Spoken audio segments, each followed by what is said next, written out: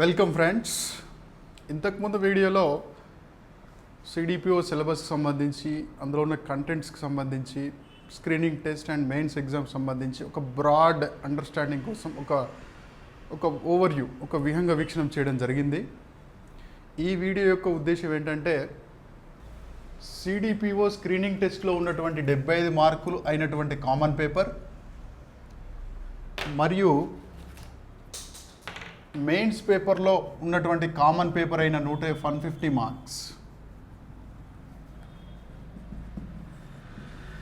Screening test ఒక paper అనుకున్నాం కదా, అందులో 75 మార్కులేమో జనరల్ స్టడీస్ ఉంటుంది, 75 మార్కులేమో సబ్జెక్ట్ ఉంటుంది, కామన్ పేపర్ ఉంటుంది.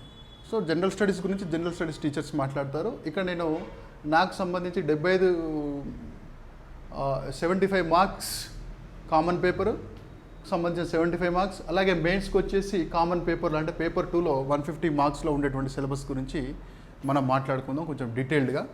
సో ఇందులో మనం చూసినట్టయితే ఆల్రెడీ మీకు ఆ ఫస్ట్ వీడియోలో చెప్పాను, ఏమన్నాడు, కామన్ పేపర్ అన్నాడు.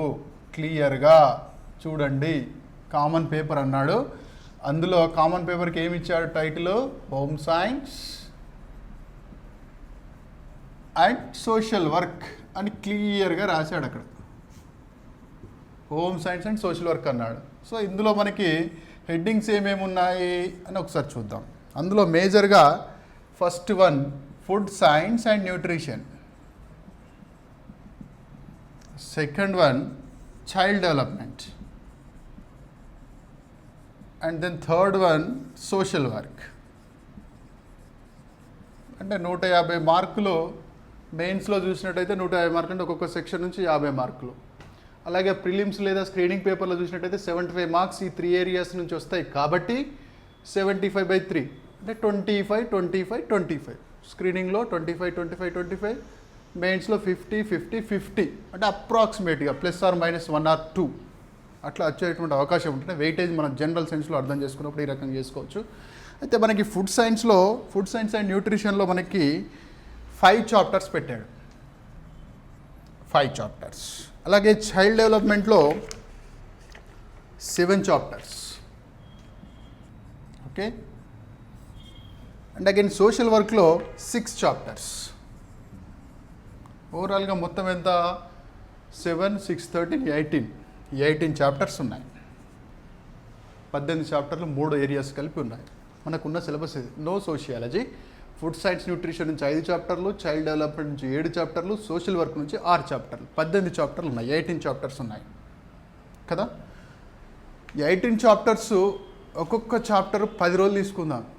అంటే మెటీరియల్ గ్యాదర్ చేయడం లేదా వీడియో క్లాసులు వినడం, ఒకసారి స్టార్టింగ్ చదవడం ఓవర్వ్యూ, మళ్ళీ రీలర్నింగ్ చేయడం, అందులో క్వశ్చన్స్ ప్రాక్టీస్ చేయడం. కనీసం ఒక్క చాప్టర్కి 10 days తీసుకుందాం టైం. బాగా స్పీడ్ లెర్నర్ అయినా సరే ఒక్క చాప్టర్ని 10 daysలో కంప్లీట్ చేసిన 8 చాప్టర్స్ ఇంటూ 10 days ఎంత పడుతుంది, 180 days పడుతుంది. 180 daysని మనం మంత్స్లోకి కన్వర్ట్ చేస్తే 6 months. అంటే మీరు ఇవాటి నుంచి ప్రిపరేషన్ స్టార్ట్ చేసినా లేదా జూలై 1st నుంచి ప్రిపరేషన్ స్టార్ట్ చేసినా July, August, September, October, November, December ఈ ఇయర్ అయిపోతుంది. అంటే డిసెంబర్ అంటే ఈ స్ట్రాటజీస్ ముందటికి వెళ్తే ఒక్క చాప్టర్ని 10 daysలో పర్ఫెక్ట్ కాగలిగితే, ఎప్పుడు కాగలుగుతావు, నీకు కరెక్ట్ వీడియోస్ కానీ, కరెక్ట్ ఆన్లైన్ క్లాసులు కానీ, కరెక్ట్ ఆఫ్లైన్ క్లాసులు కానీ, లేదా నువ్వు సొంతగా చదువుకోగలిగితే నీకు కావాల్సిన మెటీరియల్ కానీ రెడీగా ఉన్నప్పుడు నువ్వు 10 daysలో కంప్లీట్ చేయగలిగితే 6 నెలలు పడుతుంది.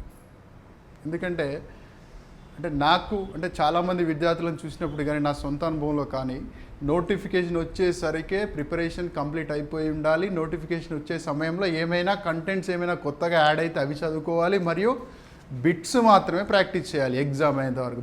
బిట్స్ ప్రాక్టీస్ చేస్తున్నాం, సోషల్ వర్క్ బాగానే చేస్తున్నాం. చైల్డ్ డెవలప్మెంట్లో మనకు కొన్ని చేయలేకపోతున్నాం. సైకోసెక్సువల్ డెవలప్మెంట్ ఎన్నిసార్లు చదివినా తప్పు చేస్తున్నాం.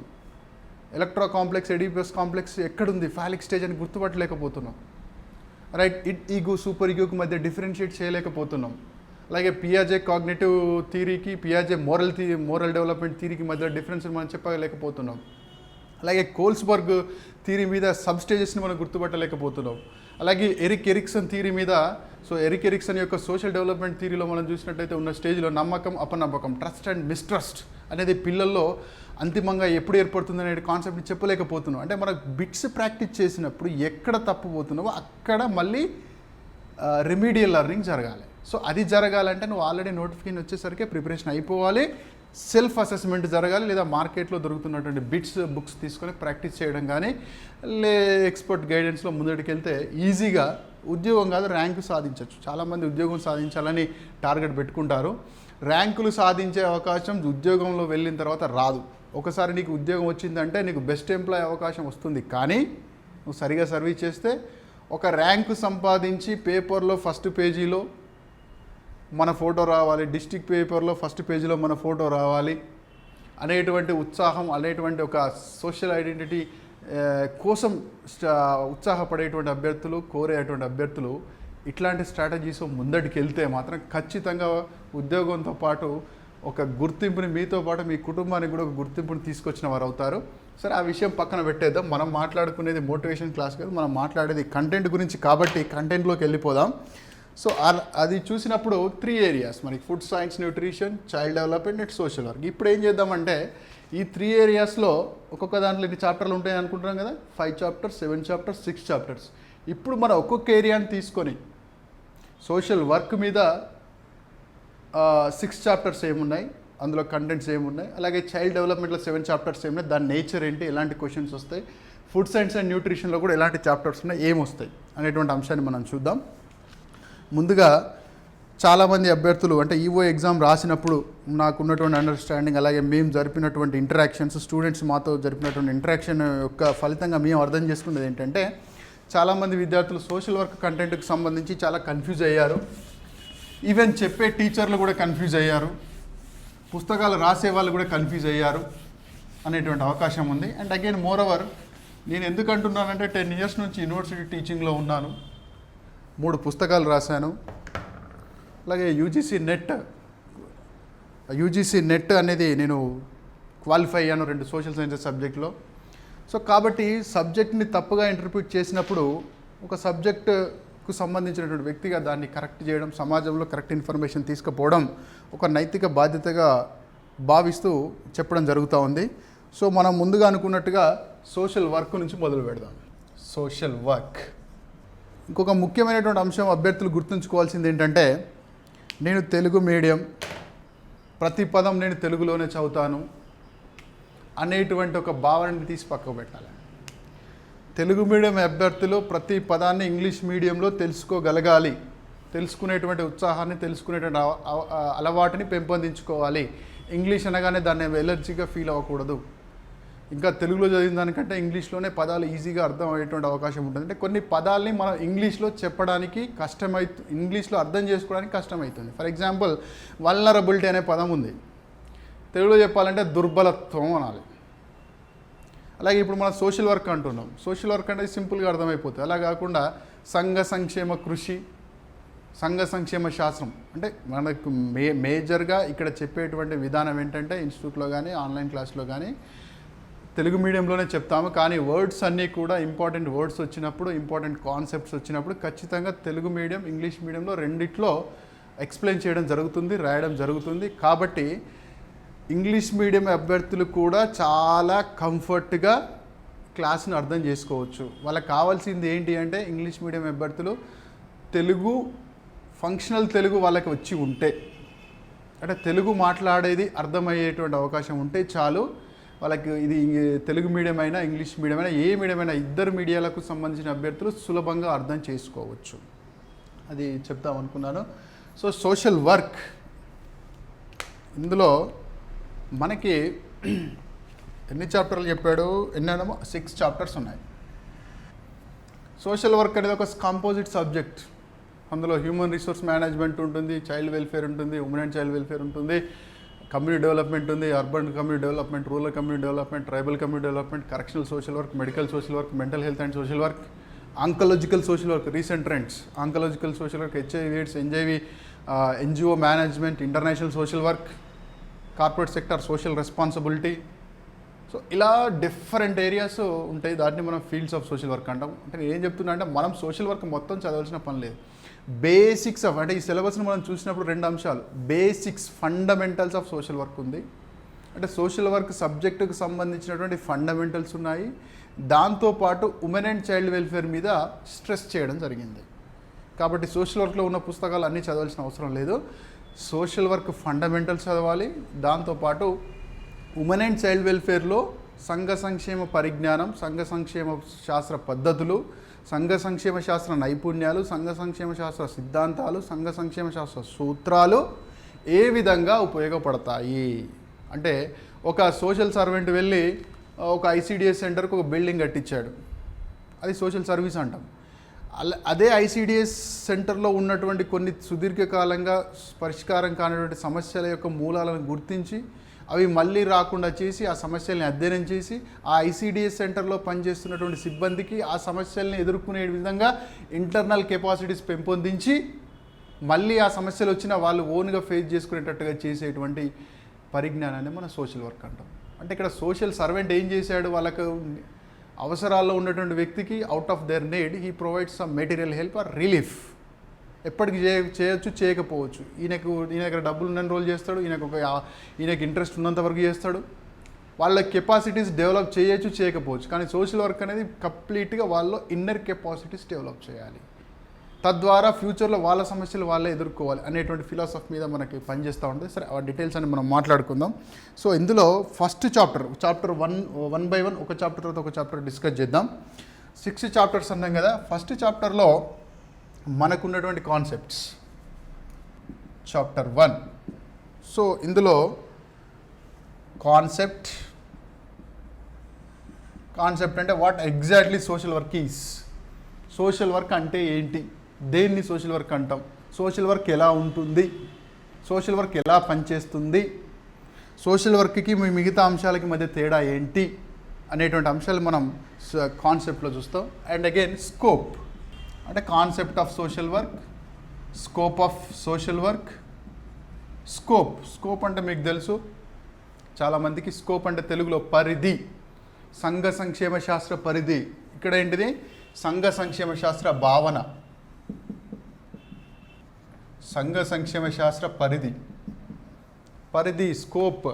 For example, what is the scope of biology అని అడిగినాం అనుకో, ఏం చెప్తాం అప్పుడు answer, biology deals with, or biology is a science which studies about different areas of biology, like which includes ఏమంటాం, botany, zoology, microbiology, right, biotechnology, biochemistry, ఇలా చెప్తాం. అలాగే ఒక లా యొక్క స్కోప్ ఏంటంటే constitution law, business law, company law, criminal law, civil law. అంటే దాని అర్థం ఏంటంటే ఒక సబ్జెక్టుగా అది ఎక్కడెక్కడ పనిచేస్తుంది, ఏ రంగంలో పనిచేస్తుంది, ఎక్కడెక్కడ అది అవసరం పడుతుంది, అందులో ఉన్నటువంటి విభాగాలు ఏంటి, అందులో ఉన్నటువంటి బ్రాంచెస్ ఏంటి, రైట్, దాని యొక్క యూటిలిటీ ఏంటి అనేది మనకి స్కోప్ ఆఫ్ సోషల్ వర్క్ మనం చెప్పొచ్చు. Next, nature of social work, అంటే సంఘ సంక్షేమ శాస్త్ర స్వభావం, సంఘ సంక్షేమ శాస్త్ర స్వభావం. సంఘ సంక్షేమ శాస్త్ర స్వభావం అంటే అది మోస్ట్లీ కాన్సెప్ట్ అండ్ నేచర్, ఇవి రెండు చాలా దగ్గరగా ఉంటాయి. కాన్సెప్ట్ అండ్ నేచర్ అంటారు జనరల్గా.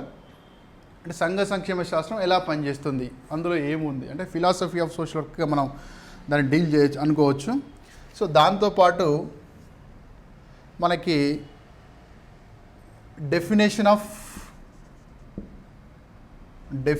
ఆఫ్ టర్మ్స్, నిర్వచనాలు, కొన్ని పదాల నిర్వచనాలు. ఏ పదాలు ఇచ్చాడు, social welfare, social service, and again next one social reform, and next one social action. ఈ పదాలు ఇచ్చాడు. ఈ 4 పదాలకు సంబంధించిన డెఫినేషన్ అన్నాడు. డెఫినేషన్ అంటే అర్థం ఫలానా ఎక్స్ ఏం చెప్పిండు, వై ఏం చెప్పిండు, జెడ్ ఏం చెప్పిండు అని కాదు. అఫ్కోర్స్ అది కూడా ఒక ఏరియానే. అసలు ఏంటి డిఫరెంట్ పర్స్పెక్టివ్స్ ఏమున్నాయి సోషల్ వర్క్లో, డిఫరెంట్ పర్స్పెక్టివ్స్, సోషల్ సర్వీస్లో different perspectives, different views. Social రిఫార్మ్లో డిఫరెంట్ వ్యూస్, సోషల్ యాక్షన్లో డిఫరెంట్ వ్యూస్ ఏమున్నాయని మనం అర్థం చేసుకోవాలి. సో దీన్ని తెలుగులో ఒకసారి రాస్తాను. సోషల్ వెల్ఫేర్, సంఘ సంక్షేమం, సోషల్ సర్వీస్, సంఘ సేవ లేదా సామాజిక సేవ, ఇది బాగా గుర్తుపెట్టుకోవాలి. అలాగే సోషల్ రిఫార్మ్, సంఘ సంస్కరణ, సోషల్ యాక్షన్, సామాజిక చర్య. ఒక్కటి జరిపేది కాదు, ఇండివిజువల్ యాక్షన్ కాదట, సోషల్ యాక్షన్, సమాజం అంతా కలిపి చేసేది లేదా సమాజంలో మేజర్ పార్ట్ కలిపి చేసేదని మనం సోషల్ యాక్షన్ అంటాం. సో ఈ ఫస్ట్ చాప్టర్లో మనకున్నటువంటి అంశాలు టాపిక్స్ 1, 2, 3, 4 టాపిక్స్ ఉన్నాయి. ఈ యూనిట్ని కరెక్ట్గా అర్థం చేసుకుంటేనే ఫర్దర్గా మనం చేయొచ్చు. 2013లో ఉమ్మడి రాష్ట్రంలో వచ్చిన నోటిఫికేషన్లో ఈ డెఫినేషన్స్ నుంచి ఒక 4 క్వశ్చన్స్ అడగడం జరిగింది. బేసిక్గా 4 క్వశ్చన్ జరగడం జరిగింది. అంటే ఆ క్వశ్చన్ కూడా మీకు చెప్తాను. అది ఇప్పటికి నాకు చాలా బాగా గుర్తుంది. ఆ క్వశ్చన్ చాలా very basic and silly question. Common సెన్స్ని, సబ్జెక్ట్లో ఉన్నటువంటి కామన్ సెన్స్ని పరీక్షించేటువంటి ప్రశ్న. సోషల్ వర్క్ ఈజ్ ఏ అంటే సంఘ సంక్షేమ కృషి లేదా శాస్త్రం అనునది అని అర్థం తెలుగులో. సోషల్ వర్క్ ఈజ్ ఏ ఏమి ఇచ్చాడా? First one, it is a shramdaan అంటే శారీరక కష్టం చేయడం, శ్రమదానం చేయడం. రెండోది ఇట్ ఈస్ ఫిలాంథ్రఫిక్ యాక్టివిటీ అంటే దాతృత్వ కార్యక్రమాలు చేయడం. మూడోది ప్రొఫెషనల్ యాక్టివిటీ. నాలుగోది it is a academic discipline అంటే ఒక శాస్త్రము, మనం రఫ్గా చెప్పాలంటే ఒక బోధన శాస్త్రం. 4 అంశాలు ఇచ్చాడు: shramdaan, philanthropic activity, professional activity. So ఇక్కడ ఆప్షన్స్ ఏమి ఇచ్చాడు? ఏ 1 కరెక్టు, బి 1 మరియు 2 కరెక్టు, సి 3 మరియు 4 కరెక్టు, డి పైవన్నీ. అంటే ఈ పదాల మధ్య డిఫరెన్స్ తెలియకపోతే ఇట్లాంటి క్వశ్చన్స్కి ఆన్సర్ చేయం. చిన్న విషయాలే కానీ బేసిక్స్. కాబట్టి ఈ ఫస్ట్ యూనిట్ అంతా అంటే దీని ఆన్సర్ మనం చూసినట్టయితే ఇంతకుముందు మనం ఎక్స్ప్లెనేషన్ ఇచ్చుకున్నాం కదా. It is a professional activity and academic discipline. So that C is the answer. So ఈ 4 అంశాలు, ఒకటి concept of social work, scope of social work, nature of social work and definition of terms. So దీంట్లో అభ్యర్థులు చదవాల్సినటువంటి అంశాలు, focus చేయాల్సినటువంటి అంశాలు unit 1 or chapter 1 from social work. Social వర్క్లో చాప్టర్ 1 గురించి మాట్లాడుతున్నాం మనం. కాన్సెప్ట్ ఆఫ్ సోషల్ వర్క్లో ఇంతకుముందు చెప్పినట్టుగా అసలు సోషల్ వర్క్ అంటే ఏంటిది, సోషల్ సర్వీస్కి సోషల్ వర్క్కి ఉన్నటువంటి డిఫరెన్సెస్ ఏంటి, సోషల్ వర్క్ అనే పదాన్ని ఫస్ట్ టైం ఎవరు ఉపయోగించారు, ఎవరిని ఫాదర్ ఆఫ్ సోషల్ వర్క్ అంటారు, ఎవరిని mother of social case work అంటారు, సోషల్ వర్క్ అనేది యాక్చువల్గా ఎట్లా ఆరిజిన్ ఉంది, ఎలా చివరికి ఎలా ప్రొఫెషనల్ యాక్టివిటీగా మారింది. సో ఇలాంటి అంశాలతో పాటు సోషల్ వర్క్లో ఏమేమి ఉంటుంది అంటే సోషల్ వర్క్ అనే సబ్జెక్ట్ ఎలా తయారైంది, దాంట్లో ఫిలాసఫికల్ బేస్ ఏంటి, దాంట్లో ఉన్న సిద్ధాంతాలు ఏంటి. సో ఇలాంటి బేసిక్స్ అంశాలన్నీ కూడా కాన్సెప్ట్లో మనం చూడాల్సి ఉంటుంది. Next one scoop of social work అంటే ఈ సంఘ సంక్షేమ శాస్త్రంలో ట్రైనింగ్ పొందినటువంటి వ్యక్తులు, ఈ సంఘ సంక్షేమ శాస్త్రంలో పట్టభద్రులైనటువంటి వ్యక్తులు ఏ రంగాల్లో పనిచేసేటువంటి అవకాశం ఉంటుంది. దాన్ని జనరల్గా ఏమంటే స్కోప్ అంటాం, ఫీల్డ్స్ ఆఫ్ సోషల్ వర్క్ అని కూడా అంటాం.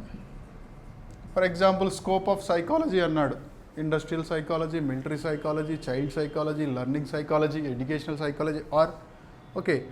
So abnormal psychology, normal psychology, ఇలా డిఫరెంట్ ఒక సైన్స్లో, ఒక సబ్జెక్ట్లో, ఒక డిసిప్లిన్లో డిఫరెంట్ బ్రాంచెస్ ఎలా అయితే ఉంటాయో, డిఫరెంట్ స్పెషలైజేషన్స్ అయితే ఎలా ఉంటాయో, సోషల్ వర్క్లో కూడా స్పెషలైజేషన్స్ ఏంటి, ఎక్కడెక్కడ అంటే ముఖ్యంగా రీసెంట్ ట్రెండ్స్ మీద మనం చూడాలి. స్కోప్ ఆఫ్ సోషల్ వర్క్ అంటే కన్వెన్షనల్గా ఏం చెప్తారు, community development, rural development, urban development, tribal development, women child welfare, correctional social work, HIV AIDS, ఇట్లా లిస్ట్ చెప్పుకుంటూ పోతారు కన్వెన్షన్. కానీ రీసెంట్ ట్రెండ్స్ మీద మనకు వాటితో పాటుగా రీసెంట్గా ఉండేటువంటి అంకలాజికల్ సోషల్ వర్క్, ఇంతకుముందు క్లినికల్ సోషల్ వర్క్ అనేవాళ్ళు. క్లినికల్ సోషల్ వర్క్ స్పెసిఫిక్గా పెట్టారు. మళ్ళీ ఆంకాలజికల్ సోషల్ వర్క్ అనేది చాలా పాపులర్ అయింది. ఆంకాలజీ అంటే క్యాన్సర్లో సోషల్ వర్క్కి ఏం పని ఉంటుందంటే ఉంటుంది, చాలా ఉంటుంది. క్యాన్సర్ అనేది మానసికంగా దృఢంగా ఉన్నప్పుడు మాత్రమే మనం క్యాన్సర్ నిర్ధించగలుగుతాం.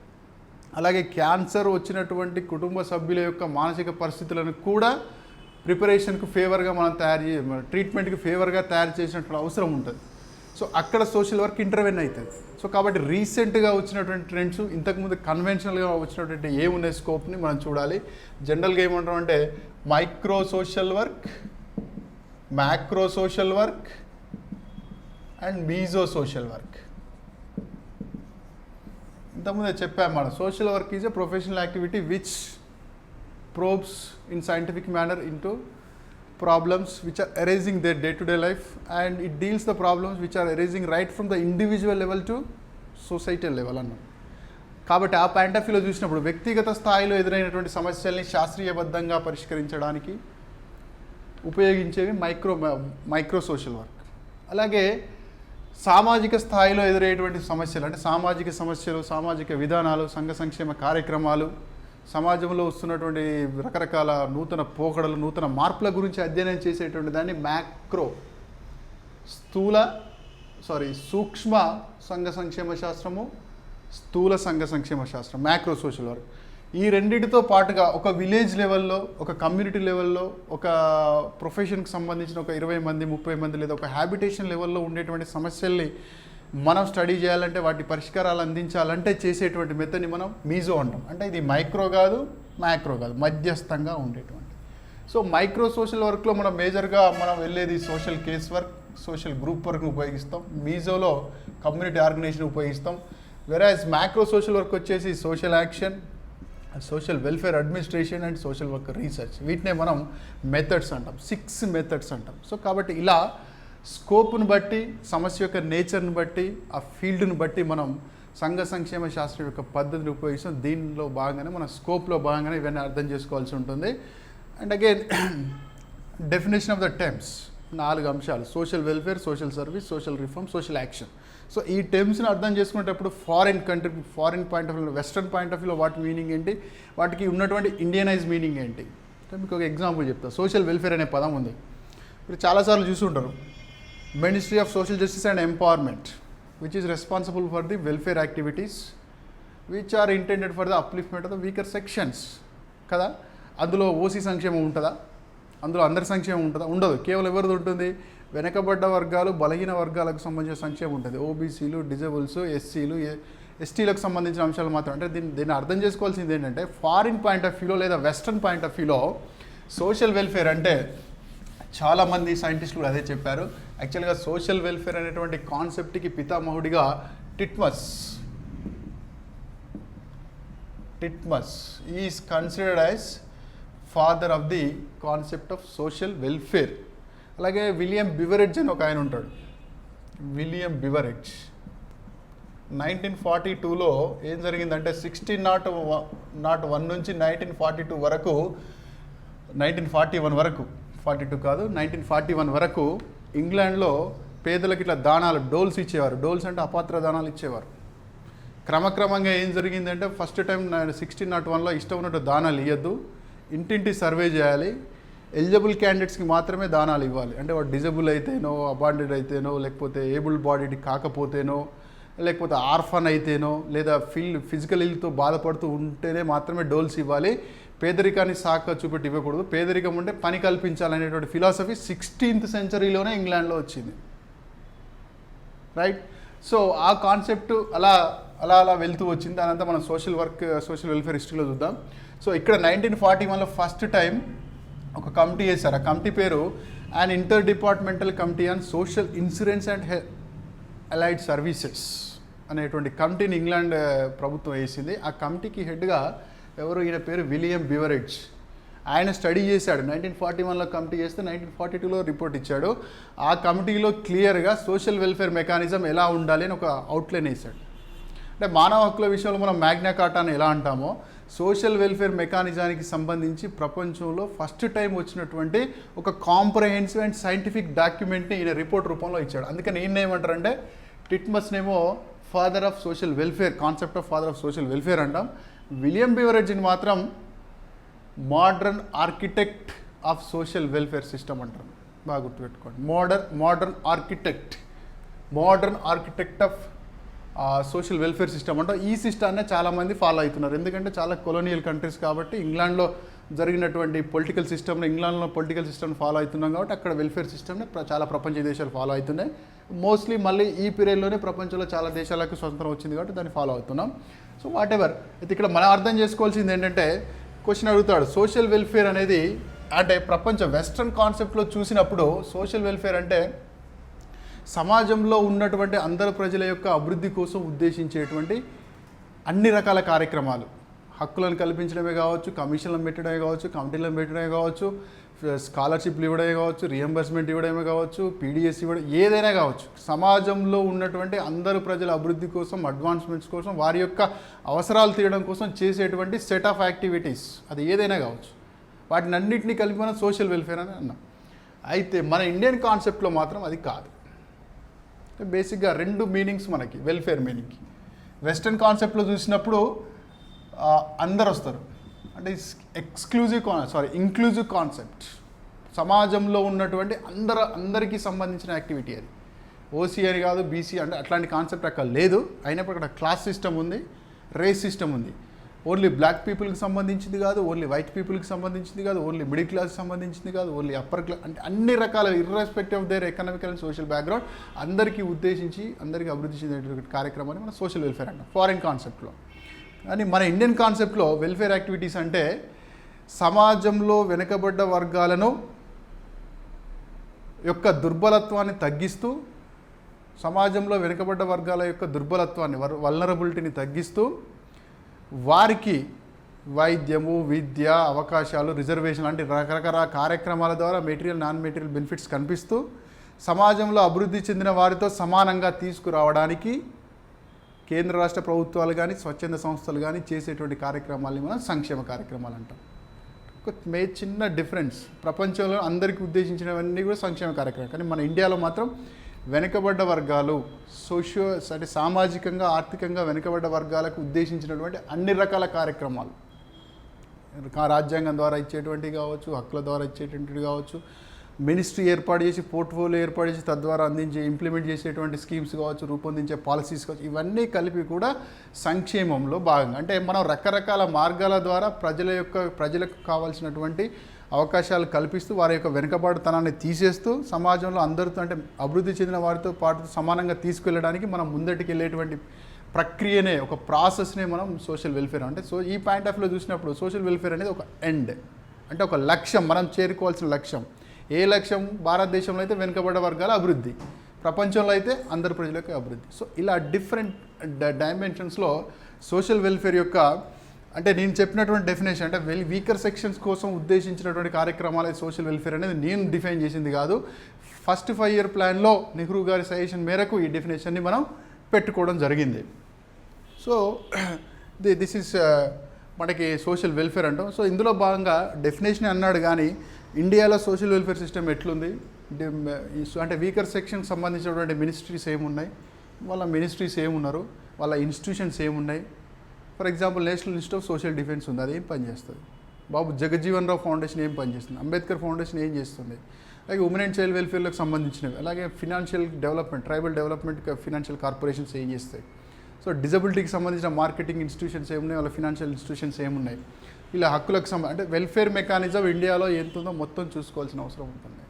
ఇది కరెంట్ అఫైర్స్కి ఉపయోగపడుతుంది, అలాగే ఫీల్డ్స్ ఆఫ్ సోషల్ వర్క్ అంటున్నాడు కాబట్టి ఫర్దర్ యూనిట్లో అక్కడ కూడా మనకి యూజ్ అవుతుంది.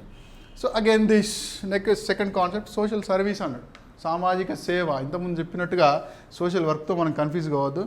వాడికి ఉన్నటువంటి religious మోటోస్, philanthropic మోటోస్, rationalistic outlook, humanitarian approach, లేదా ఇతరులను చూసి ఇన్స్పైర్ అవ్వడము, రోల్ మోడల్ చూసి ఇన్స్పైర్ అవ్వడము, లేదా పుణ్యం, పాపం, కర్మ, ఇట్లాంటి రిలీజియస్ మోటోస్ తోటి ఒక వ్యక్తి ఏమీ ఆశించకుండా ఇతర వ్యక్తులకు, అవసరాలు ఉన్న వారికి షార్ట్ టర్మ్ రిలీఫ్ కానీ, టెంపరీ రిలీఫ్ కానీ, మానిటరీ రిలీఫ్ని కానీ వైయక్తికంగా అంటే ఇండివిజువల్గా కానీ ఒక ఆర్గనైజేషన్ ఏర్పాటు చేసి కానీ చేస్తే మనం సోషల్ సర్వీస్ అంటాం.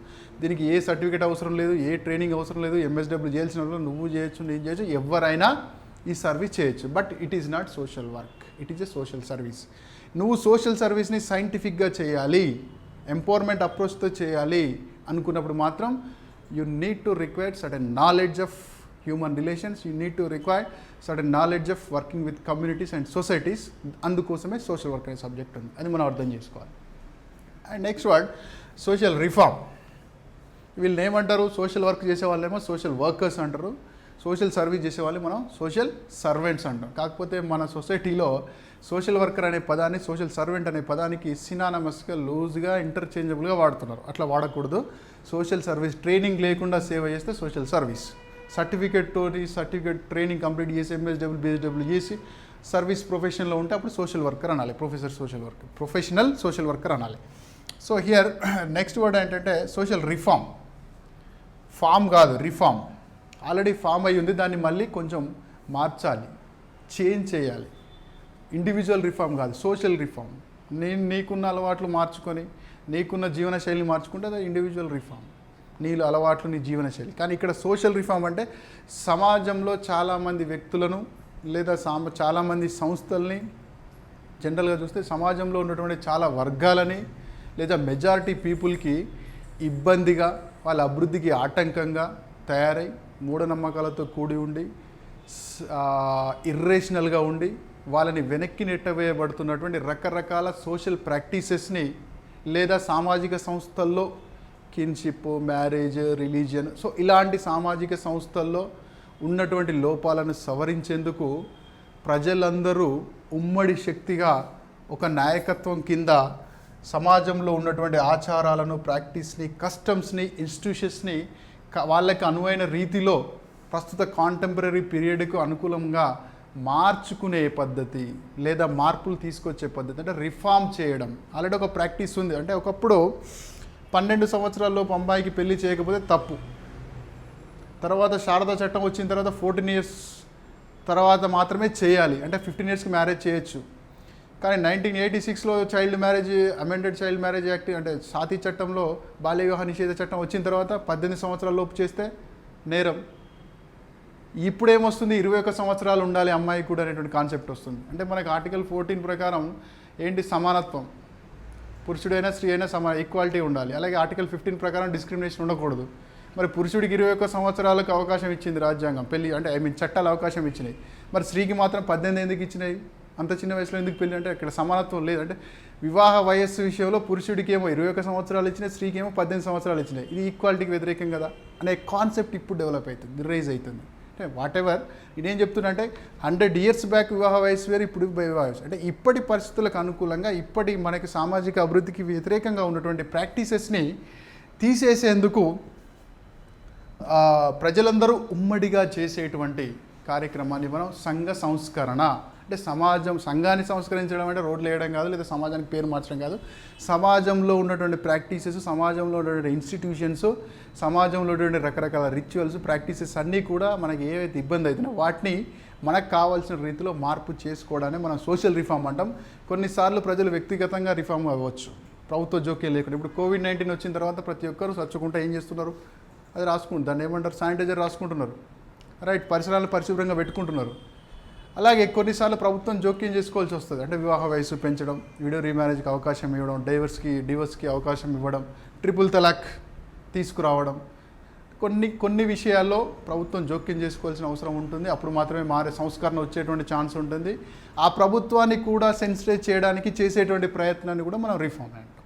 ఈ రిఫార్మ్ రకరకాల మార్గాలు జరుగుతుంది. సెమినార్లు కండక్ట్ చేయడం, ప్రజలు చైతన్యపరచడం, మ్యాగజైన్స్ రాయడం, పుస్తకాలు రాయడం, పూర్వ రోజుల్లో అయితే నాటకాలు ప్రదర్శించడం, కలెక్టివ్గా వర్క్ చేయడం, లీడర్షిప్, వివిధ స్థాయిలో లీడర్షిప్ని బిల్డప్ చేయడం, ప్రెజర్స్ గ్రూప్ ద్వారా ముందటికి వెళ్ళడం. సో ఇలా ఈ విషయాలన్నీ మనం సోషల్ రిఫార్మ్లో మాట్లాడుకుందాం. అయితే ఈ ఏరియాలో మనం ముఖ్యంగా చూసుకోవాల్సింది ఏంటంటే 18th and 19th centuryలో బ్రిటిష్ వాళ్ళ కాలంలో భారతదేశంలో వచ్చినటువంటి రిఫార్మ్స్ గురించి మనం బాగా చదువుకోవాలి.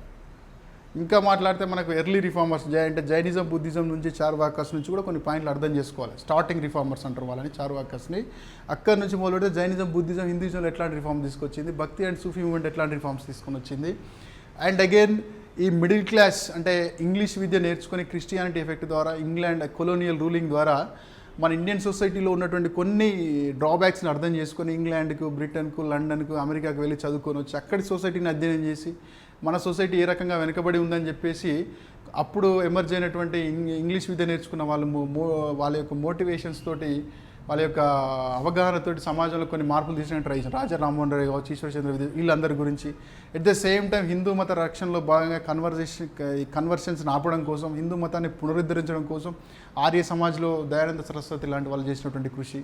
సో డిఫరెంట్ పాయింట్ ఆఫ్ వ్యూలో అంటే ఇస్లాం సమాజంలో జరిగినటువంటి కృషి, క్రిస్టియానిటీలో, పార్సీలో, అలా ముఖ్యంగా హిందూయిజంలో వ్యక్తిగతంగా చేసినటువంటి కంట్రిబ్యూషన్స్ అంటే రాజా రామ్మోహన్ రాయ్ వ్యక్తిగతంగా చేసినటువంటిది. అలాగే రాజా రామ్మోహన్ రాయ్ ఒక బ్రహ్మ సమాజ్ అనే సంస్థని స్థాపించి చేసినటువంటి కృషి, లేదా ఈశ్వరచంద్ర విద్యాసాగర్ చేసినటువంటి. మన ఏరియాలు చూసుకుంటే ఇప్పుడు ఆంధ్ర ప్రాంతంలో చూసుకుంటే Kandukuri Veeresalingam Pantulu and south Indian Ishwarchandra Vidyasagar అంటారు.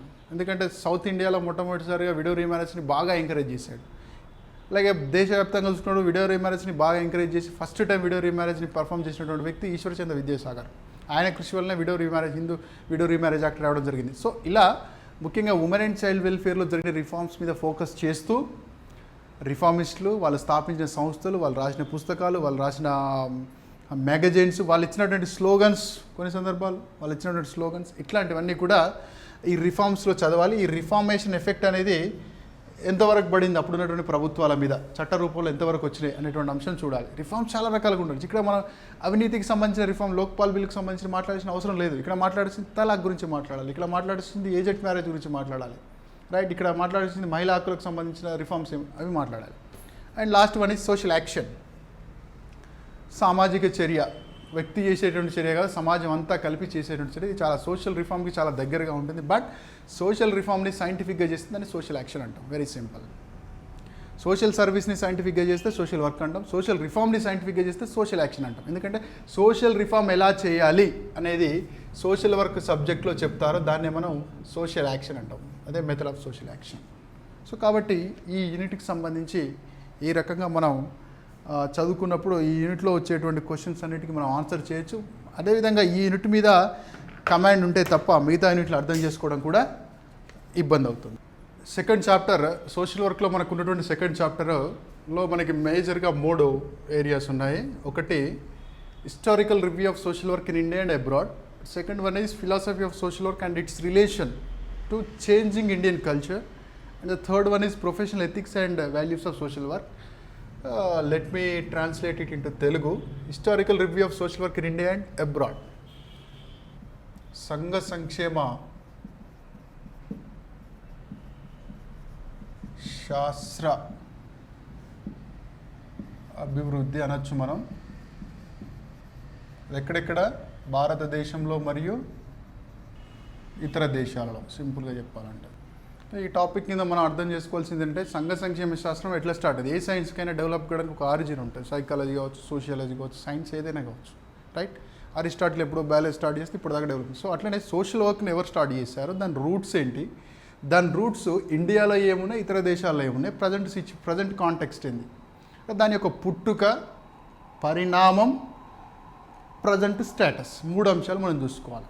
అయితే ఏ సబ్జెక్ట్ అయినా దాని యొక్క హిస్టరీ, అంటే జనరల్గా చెప్పాలంటే హిస్టరీ చూసినప్పుడు, సబ్జెక్ట్ యొక్క చరిత్ర చూసినప్పుడు ఎవరెవరు ఉన్నారు ఇందులో కంట్రిబ్యూట్ చేసినటువంటి సైంటిస్టులు, వాళ్ళు ఏం పుస్తకాలు రాశారు, వాళ్ళు సబ్జెక్ట్కి ఎలాంటి వొకాబులరీ ఇంట్రడ్యూస్ చేశారు, వాళ్ళ సబ్జెక్ట్కి ఎలాంటి కాన్సెప్ట్ని ఇంట్రడ్యూస్ చేశారు, సబ్జెక్ట్ని వాళ్ళు ఎంత బాగా ఎలాబరేట్ చేశారు అనేటువంటి అంశాలు మనం చూడాల్సి ఉంటుంది. సో ఇక్కడ మనం చూడాల్సింది భారతదేశం మరియు ఇతర దేశాలు అన్నాడు, ఇండియా అండ్ అబ్రాడ్ అన్నాడు. అబ్రాడ్ అంటే మిగతా 194 దేశాలు చదవాల్సిన పని లేదు. భారతదేశంలో మరియు UK, USA, Singapore, Australia and south Africa, ఈ 5 దేశాలు. ఇంకా చెప్పాలంటే యూకే, యుఎస్ఏ చాలు. సింగపూర్, ఆస్ట్రేలియా, సౌత్ ఆఫ్రికాకు సంబంధించి కొన్ని ఇంపార్టెంట్ పాయింట్స్ తెలుసుకుంటే సరిపోతుంది. బట్ అంటే డెప్త్గా చూడాల్సింది మాత్రం ఇంగ్లాండ్లో, అమెరికాలో, భారతదేశంలో, దాంతోపాటు సింగపూర్లో, ఆస్ట్రేలియాలో, సౌత్ ఆఫ్రికాలో ఇలా జరిగింది. అంటే మనం ఇక్కడ బాగా స్ట్రెస్ చేయాల్సింది ఏంటంటే ఇండియాలో ఈ సోషల్ వర్క్ ఎలా వచ్చింది. క్లిఫర్డ్ మాన్షర్డ్ అనే ఒక ఆయన ఉండే, సర్ దొరాబ్జీ టాటా రోల్ ఏంటిది ఇక్కడ రావడానికి, లక్నో యూనివర్సిటీ కంట్రిబ్యూషన్స్ ఏంటి, ఆర్కే ఉపాధ్యాయ కంట్రిబ్యూషన్స్ ఏంటి, అలాగే బోర్ కమిటీ అనేది మనకు స్వతంత్రం వచ్చిన తర్వాత ప్రజారోగ్యానికి సంబంధించిన మొట్టమొదటి సమగ్రమైన కమిటీ బోర్ కమిటీ. అంటే అసలు భారతదేశంలో హెల్త్ ఎలా ఉండాలి, మనకి ఆల్మాడా డిక్లరేషన్ జరిగేంత వరకు కూడా బోర్ కమిటీ యొక్క సూచనల్ని పరిగణించడం జరిగింది. బోర్ కమిటీ క్లియర్గా చెప్పింది, మెడికల్ సోషల్ వర్కర్లను ఇంట్రడ్యూస్ చేయండి, హెల్త్ సోషల్ వర్కర్లను ఇంట్రడ్యూస్ చేయండి, అందుకోసం ట్రైనింగ్ను ప్రారంభించండి అని Tata institute of social science వాళ్ళకి రికమెండ్ చేస్తే Tata institute of social science వాళ్ళు మొట్టమొదటిసారిగా మెడికల్ సోషల్ వర్క్లో ట్రైనింగ్ ఇవ్వడం జరిగింది. అలా బొంబాయిలో జేజే థామ్సన్ హాస్పిటల్లో first medical social worker appoint కావడం జరిగింది. అసలు మెడికల్ సోషల్ వర్క్ ఎప్పుడు స్టార్ట్ అయింది, కరెక్షనల్ సోషల్ వర్క్ ఎప్పుడు స్టార్ట్ అయింది, case work rules, social case work roots ఏంటి, సోషల్ గ్రూప్ వర్క్ రూట్స్ ఏంటి, రైట్, కమ్యూనిటీ ఆర్గనైజేషన్ రూట్స్ ఏంటి, మైక్రో సోషల్ వర్క్స్ చరిత్ర ఏంది, మీజో సోషల్ వర్క్ చరిత్ర ఏంది, మ్యాక్రో సోషల్ వర్క్ చరిత్ర ఏంది, పౌల్ ఫెరారీకి దీనికి సోషల్ వర్క్కి సంబంధం ఏంటి. సో లాటిన్ అమెరికాలో జరిగినటువంటి ఉద్యమాలకు, సామాజిక ఉద్యమాలకు సోషల్ వర్క్ నాలెడ్జ్కి సంబంధం ఏంటి. అలాగే అమెరికాలో మరియు ఇంగ్లాండ్లో క్రిస్టియన్ మిషనరీలు చేసినటువంటి సేవలు ఏంటి సోషల్ వర్క్కి సంబంధించి, వాటి నుంచి మనం ఏం గ్రహించినాం, సోషియాలజీ నుంచి ఏం గ్రహించడం, సైకాలజీ నుంచి ఏం గ్రహించడం, సోషియాలజీ కాన్సెప్ట్స్ ఏమి వచ్చినాయి, సైకాలజీ కాన్సెప్ట్స్ మనకు ఇందులో ఎక్కడెక్కడ ఇన్కార్పొరేట్ అయినాయి, ఈ థీరీస్ ఎప్పుడు సిగ్మండ్ ఫ్రాయిడ్ యొక్క కంట్రిబ్యూషన్స్ ఏమున్నాయి సోషల్ వర్క్కి, ఫ్రెడ్లాండర్ కంట్రిబ్యూషన్స్ ఏంటి, మేరీ రిచ్మండ్ యొక్క కంట్రిబ్యూషన్స్ ఏంటి, పెర్ల్మెన్ యొక్క కంట్రిబ్యూషన్స్ ఏంటి, ఆమె 4Ps అని చెప్తుంది, పర్సన్, ప్రాబ్లం, ప్లేస్, ప్రాసెస్, ఆమె యొక్క కంట్రిబ్యూషన్స్ ఏంటి. సో ఇలా రకరకాల శాస్త్రవేత్తలు ఈ యొక్క సంఘ సంక్షేమ శాస్త్రం ఇప్పుడు ఇలా అధునాతనంగా సైంటిఫిక్గా డెవలప్ చేయడానికి వారు చేసిన కంట్రిబ్యూషన్స్, వాళ్ళు స్థాపించిన సంస్థలు, కాజ్ రూట్స్ ఏంటి, ఫ్రెండ్లీ విజిటర్స్ అంటే ఎవరు, లేడీ ఆల్మనార్స్ అంటే ఎవరు, మెడికల్ సోషల్ వర్కర్ అంటే ఎవరు, friendly visits among the poor ఏంటి, సోషల్ డయాగ్నిస్ అనే పదం ఎవరు తీసుకొచ్చారు ఫస్ట్, ఫ్రెండ్ లౌరీ సూచించినటువంటి generic process of social work ఏంటి. సో ఇలాంటి అంశాలన్నీ కూడా సంఘ సంక్షేమ శాస్త్ర అభివృద్ధి. అంటే ఫస్ట్ యూనివర్సిటీ ఏమి పెట్టారు, ఫస్ట్ ట్రైనింగ్ ఇన్స్టిట్యూట్ ఏం పెట్టారు, right, Tata institute of social సైన్స్కి టాటా ఇన్స్టిట్యూట్ ఆఫ్ సోషల్ వర్క్కి తేడా ఏంటి, ఫస్ట్ పిహెచ్డి ప్రోగ్రామ్ ఇండియాలో ఎక్కడ ఇచ్చారు, ఫస్ట్ పీజీ ప్రోగ్రామ్ ఎక్కడ ఇచ్చారు, ఇండియాలో సోషల్ వర్క్ ట్రైనింగ్లో ఫస్ట్ అందించిన మెథడ్ ఏంటి, కేస్ వర్కా, గ్రూప్ వర్కా, కమ్యూనిటీ ఆర్గనైజేషన్, ఆ కోర్స్ పేరు ఏంటి, MSW, BSW or post graduate డిప్లొమానా, సర్టిఫికేట్ ప్రోగ్రామా, రైట్, అప్పుడు దానికి ఉన్న డైరెక్టర్ కుమరప్పన ఎవరు. సో ఇలాంటి అంశాలు, బేసిక్ అంశాలు, ఇందులో టెక్నికల్ అంశాలు అంటూ ఏముండో, జనరల్గా ఒక హిస్టరీ చదివినట్టుగా సంఘ సంక్షేమ శాస్త్రం యొక్క పునాదుల నుంచి ఇప్పటి వరకు జరిగినటువంటి అభివృద్ధిని మనం చూసుకోవాల్సి ఉంటుంది. అలాగే సంఘ సంక్షేమ శాస్త్రానికి సంబంధించి యూజీసీ చేసిన కమిటీలు, రివ్యూ కమిటీలు, మోడల్ కరిక్యులం, అలా వీటితో పాటు భారతదేశంలో ఉన్నటువంటి Indian schools of association of social work, professional social work association of India, ఇలాంటి సంస్థల గురించి కూడా మనం ఇక్కడ చూడాల్సి ఉంటుంది.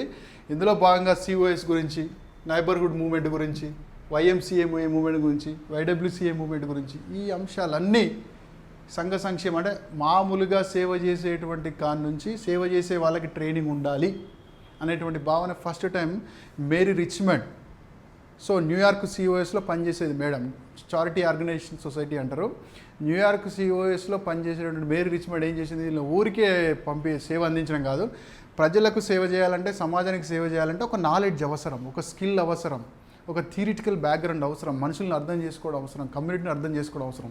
కాబట్టి వీళ్ళకి ట్రైనింగ్ ఇవ్వాలి అనే ఉద్దేశంతో ఒక స్కూల్ను పెడుతుంది. ఆ స్కూల్ పేరు New York school of philanthropy, not New York school of social work, New York school of philanthropy.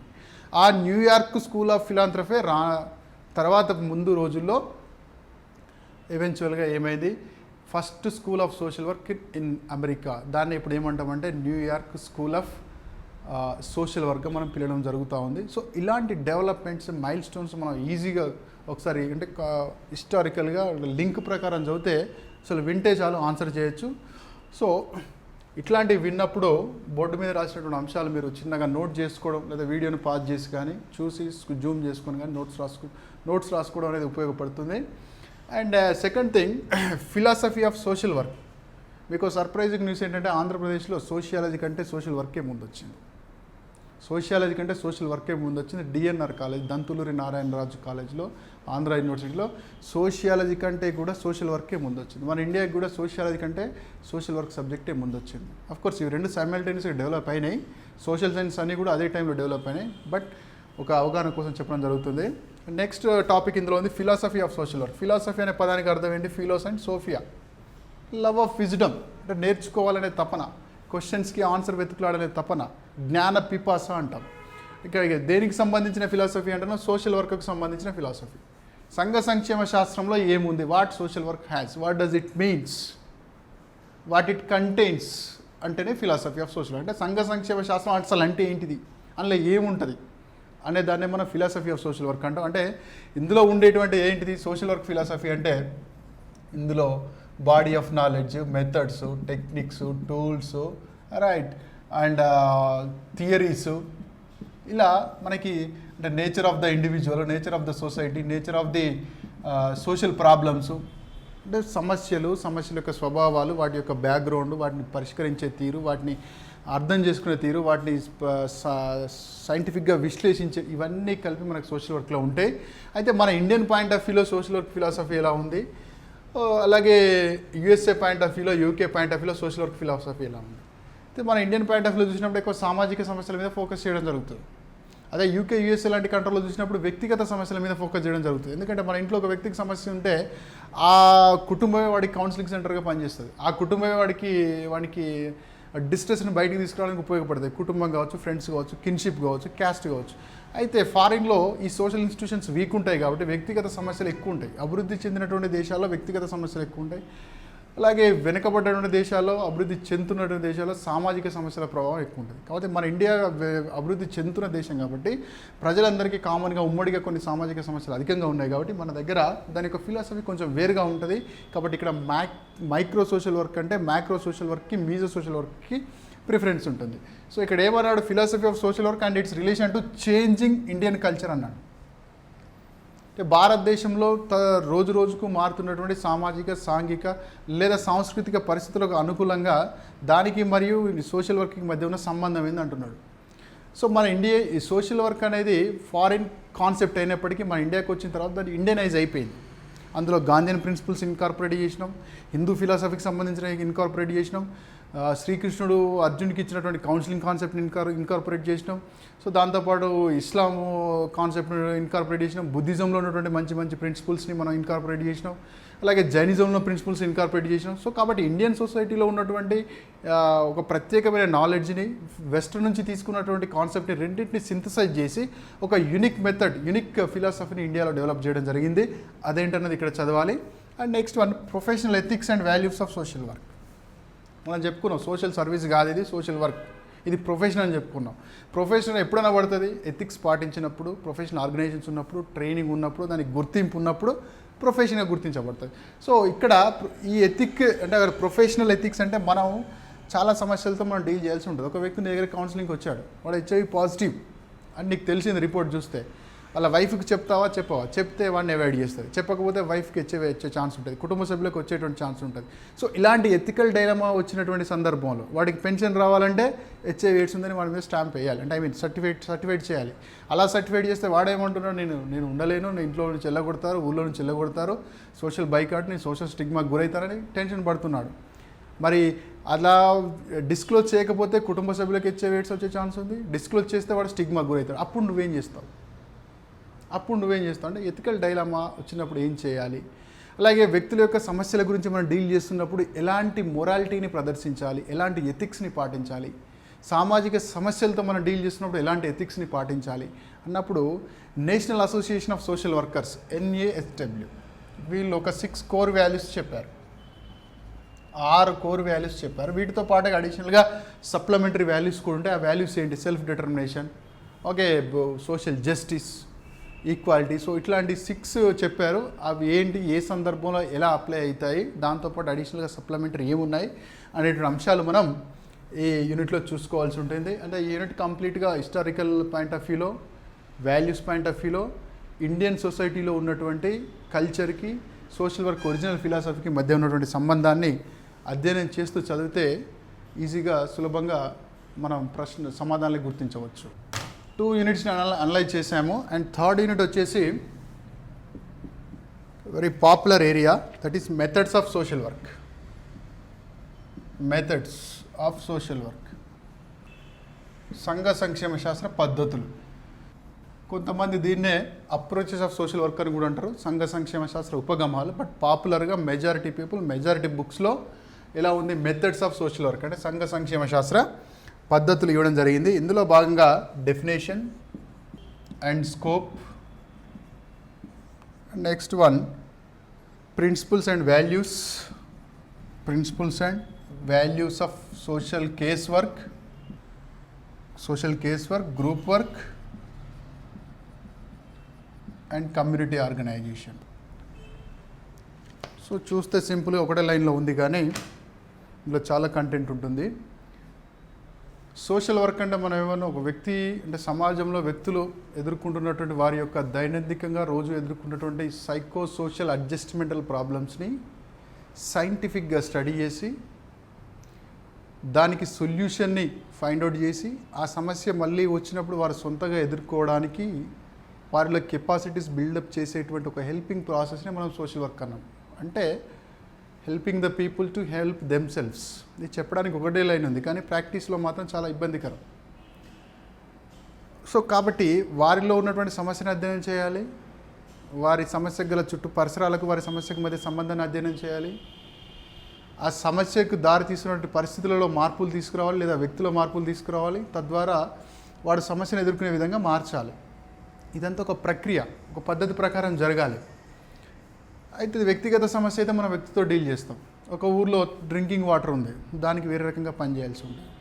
లేదా సమాజంలో ఇప్పుడు ఒక సమాజంలో మ్యారేజ్కి సంబంధించిన ఇల్ ప్రాక్టీసెస్ ఉంది, దాన్ని తీసేయాలంటే ఇంకొక రకంగా స్టడీ చేయాల్సి ఉంటుంది, ఇంకొక రకంగా ఇంటర్వ్యూన్ చేయాల్సి ఉంటుంది. కాబట్టి ఇలా సమాజంలో ఉన్నటువంటి సమస్యల యొక్క పరిధిని బట్టి, సమాజంలో ఉన్నటువంటి సమస్యల యొక్క నేచర్ని బట్టి, అంటే సమాజంలో ఉన్నటువంటి సమస్య యొక్క స్కోపు, నేచరు, దాని యొక్క డెప్త్, దాని యొక్క మ్యాగ్నిట్యూడ్ని బట్టి సోషల్ వర్క్ అనేది ఆ సమస్యల్ని డీల్ చేసేటప్పుడు మనకి డిఫరెంట్ అప్రోచెస్ని చెప్పడం జరుగుతుంది. ఆ అప్రోచెస్ని మనం మెథడ్స్ ఆఫ్ సోషల్ వర్క్ అంటాం. ఈ మెథడ్స్ మనకి మేజర్గా 6 మెథడ్స్, అందులో 3 primary methods, 3 secondary method. 3 are primary methods and remaining 3 are secondary methods. All together 6 methods, 6 పద్ధతులు, 6 సంఘ సంక్షేమ శాస్త్ర పద్ధతులు. అందులో 3 primary methods, 3 secondary methods. Primary మెథడ్స్నే మనం ప్రాథమిక పద్ధతులు, ఇవి గౌణ పద్ధతులు లేదా ద్వితీయ పద్ధతులు అంటాం. సో ఇందులో social case work, social group work, community organization, ఇది first method, second method, third method. And next one social action, social welfare administration, social work research.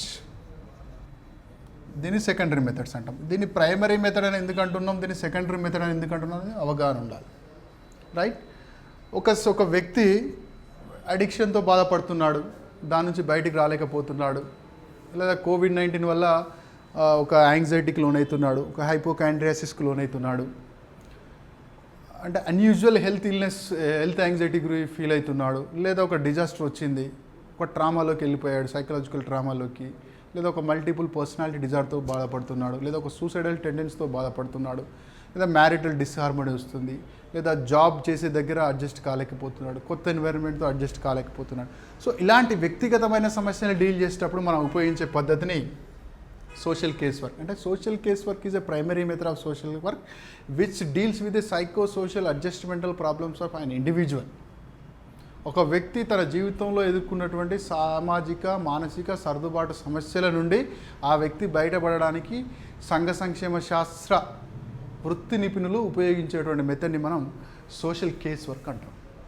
Right? అలాగే గ్రూప్ వర్క్ అనేది కొంతమంది వ్యక్తులు, అంటే 10 to 15 మెంబర్స్ మధ్యలో, లేదా 7 to 10 members మధ్యలో వాళ్ళందరూ కామన్గా ఎదుర్కొనేటువంటి సమస్యను డీల్ చేయడానికి మనం సోషల్ గ్రూప్ వర్క్ని వాడతాం. ఒక హ్యాబిటేషన్ లేదా ఒక విలేజ్, ఒక ప్రాంతం, ఒక కమ్యూనిటీ స్థాయిలో ఉన్నటువంటి సమస్యలు డీల్ చేయడానికి కమ్యూనిటీ ఆర్గనైజేషన్ ఉపయోగిస్తాం. సమాజం మొత్తం ఇబ్బంది పడడం లేదా సమాజంలో మేజర్ సెక్షన్ ఇబ్బంది పడ్డప్పుడు ఆ సమస్యను పరిష్కరించడానికి ఉపయోగించడానికి మన సోషల్ యాక్షన్ ఉపయోగిస్తాం. అలాగే సంక్షేమ కార్యక్రమాల అమలు తీరు, ప్రణాళికల రూపకల్పన, వాటి యొక్క ఎఫెక్టివ్నెస్ని మనం మెజర్ చేయడం కోసం సోషల్ వెల్ఫేర్ అడ్మినిస్ట్రేషన్ ఉపయోగిస్తాం. సామాజిక సమస్యల యొక్క కారణాలను, వాటి యొక్క కాజ్ అండ్ ఎఫెక్ట్ రిలేషన్స్ని స్టడీ చేయడం కోసం మనం సోషల్ వర్క్ రీసెర్చ్ని ఉపయోగిస్తాం. అలాగే సంఘ సంక్షేమ శాస్త్రం మొత్తం మీద కూడా మనం పరిశోధనలు నిర్వహించడానికి ఉపయోగించే పద్ధతిని మనం సోషల్ వర్క్ రీసెర్చ్ అంటాం. ఇలా మనకి 6 మెథడ్స్ ఉంటాయి. బట్ మనకి ఇక్కడ ఏమి ఇచ్చాడు, principles and values of social case work, group work, community organization, 3 మెథడ్సే ఇచ్చాడు. ప్రైమరీ మెథడ్స్ ఇస్తాడు, కేస్ వర్క్ మీద, గ్రూప్ వర్క్ మీద, కమ్యూనిటీ ఆర్గనైజేషన్ మీద. కాబట్టి ఈ 3 డెప్త్గా చదవాలి, ఈ మూడింటి గురించి అండర్స్టాండింగ్ ఉండాలి. సో ఇక్కడ ఏమన్నాడు, ప్రిన్సిపల్స్ అన్నాడు, వాల్యూస్ అన్నాడు, ఈ 2 మాత్రమే అడిగాడు. కానీ యాక్చువల్గా మనకి ఎగ్జామ్లో ఏం ఎక్స్పెక్ట్ చేయొచ్చు అంటే ఏ మెథడ్ తీసుకున్నా సరే, సోషల్ వర్క్లో ఉన్నటువంటి 6 మెథడ్స్ ఎవి తీసుకున్నా సరే, ఫర్ ఎగ్జాంపుల్ కేస్ వర్క్నే తీసుకుందాం. Social case work, case study కాదు, కేస్ వర్క్. చాలామంది కేస్ వర్క్ని కేస్ స్టడీకి సినానమస్గా ఉపయోగిస్తున్నారు. కేస్ స్టడీ వేరు, సోషల్ కేస్ వర్క్ వేరు. ఈ 2 కంప్లీట్గా భిన్నమైన భావనలు. కేస్ స్టడీ అనేది రీసెర్చ్లో ఉపయోగించేటువంటి పద్ధతి, పరిశోధనలో ఉపయోగించేటువంటి ఒక పద్ధతిని. Case study is a method of research. Case study is a method of knowing things. Case study is the method of discovery of things. Case study is అంటే జనరల్గా ఏం చెప్పొచ్చు అంటే కేస్ వర్క్ అనేది పరిశోధన కోసం సోషల్ సైన్సెస్లో కావచ్చు లేదా ఫిజికల్ సైన్సెస్లో కావచ్చు ఉపయోగించేటువంటి పద్ధతి. కానీ సోషల్ కేస్ వర్క్ అనేది మెథడ్ ఆఫ్ సోషల్ వర్క్, అది కూడా primary method of social work. ఇదేమో method of research, method of scientific research. పరిశోధనలో ఉపయోగించే పద్ధతి కేస్ స్టడీ. కేస్ వర్క్ అంటే ఏంటిది, ప్రైమరీ మెథడ్ ఆఫ్ సోషల్. ఇది తేడా కేస్ స్టడీకి కేస్ వర్క్ ఉన్నటువంటి డిఫరెన్స్. సో ఇక్కడ ప్రతి మెథడ్కి డెఫినేషన్స్, దాని హిస్టరీ, దానికి సంబంధించిన ఎమినెంట్ పర్సన్స్, దానికి సంబంధించిన థియరీస్, దానికి సంబంధించిన ప్రిన్సిపల్స్, వాల్యూస్, ప్రతి మెథడ్కి ఉన్నటువంటి కాంపోనెంట్స్, ప్రతి మెథడ్లో మనం ఫాలో కావాల్సిన particular and well defined process, ప్రతి మెథడ్లో ఉన్నటువంటి ఇంటర్వెన్షన్స్ అండ్ ప్రతి మెథడ్కి సంబంధించినటువంటి recording mechanism, drafting or recording, ఇవన్నీ మనం చూడాలి. Not only values. అంటే ఒక మెథడ్ తీసుకున్నట్టయితే అసలు ఆ మెథడ్ అంటే ఏంటి, ఎట్లా స్టార్ట్ అయింది, దానికి సంబంధించిన బుక్స్ కానీ, ఎమినెంట్ ఆథర్స్ కానీ, ఎమినెంట్ పర్సనాలిటీస్ ఎవరు, ఆ మెథడ్లో థియరిటికల్ బ్యాక్గ్రౌండ్ ఏముంది లేదా థియరీస్ ఏమున్నాయి, ఆ మెథడ్ మనం పాటించేటప్పుడు ఎలాంటి జాగ్రత్తలు తీసుకోవాలి, do's or do nots and principles, ఆ మెథడ్ పాటించేటప్పుడు ఎలాంటి మోరల్ కండక్ట్ ఉండాలి, వాల్యూస్, ఆ మెథడ్ ద్వారా మనం ఏం చేయగలుగుతాం, ఇంటర్వెన్షన్స్, ఆ మెథడ్ని మనం ఎలా స్టార్ట్ చేయాలి, ఏ మార్గంలో స్టార్ట్ చేయాలి, ఎన్ని స్టెప్స్ దాటాలి, ఎలా ఎండ్ చేయాలి, అది ప్రాసెస్. ఆ మెథడ్లో ఉండేటువంటి ముఖ్యమైనటువంటి విభాగాలు, కాంపోనెంట్స్, మెథడ్ని మనం ఇంప్లిమెంట్ చేసేటప్పుడు రికార్డింగ్ ఎలా చేయాలి, డ్రాఫ్టింగ్ ఎలా చేయాలి, ఇలా ప్రతి మెథడ్కు సంబంధించినటువంటి ఇన్ని అంశాలు చూడాలి. మనకు సోషల్ కేస్ వర్క్ ఇచ్చాడు, సోషల్ గ్రూప్ వర్క్ ఇచ్చాడు, కమ్యూనిటీ ఆర్గనైజేషన్ ఇచ్చాడు. ఈ 3 ఇచ్చాడు. కాబట్టి ఈ 3టికి సంబంధించి ఈ మార్గాల్లో మనం అధ్యయనం చేసినప్పుడు సోషల్ కేస్ వర్క్ని మనం కంప్లీట్ అంటే ఈ మెథడ్స్ని మనం కంప్లీట్ చేయగలుగుతాం. అండ్ 3rd యూనిట్ని కంప్లీట్ చేయగలుగుతాము.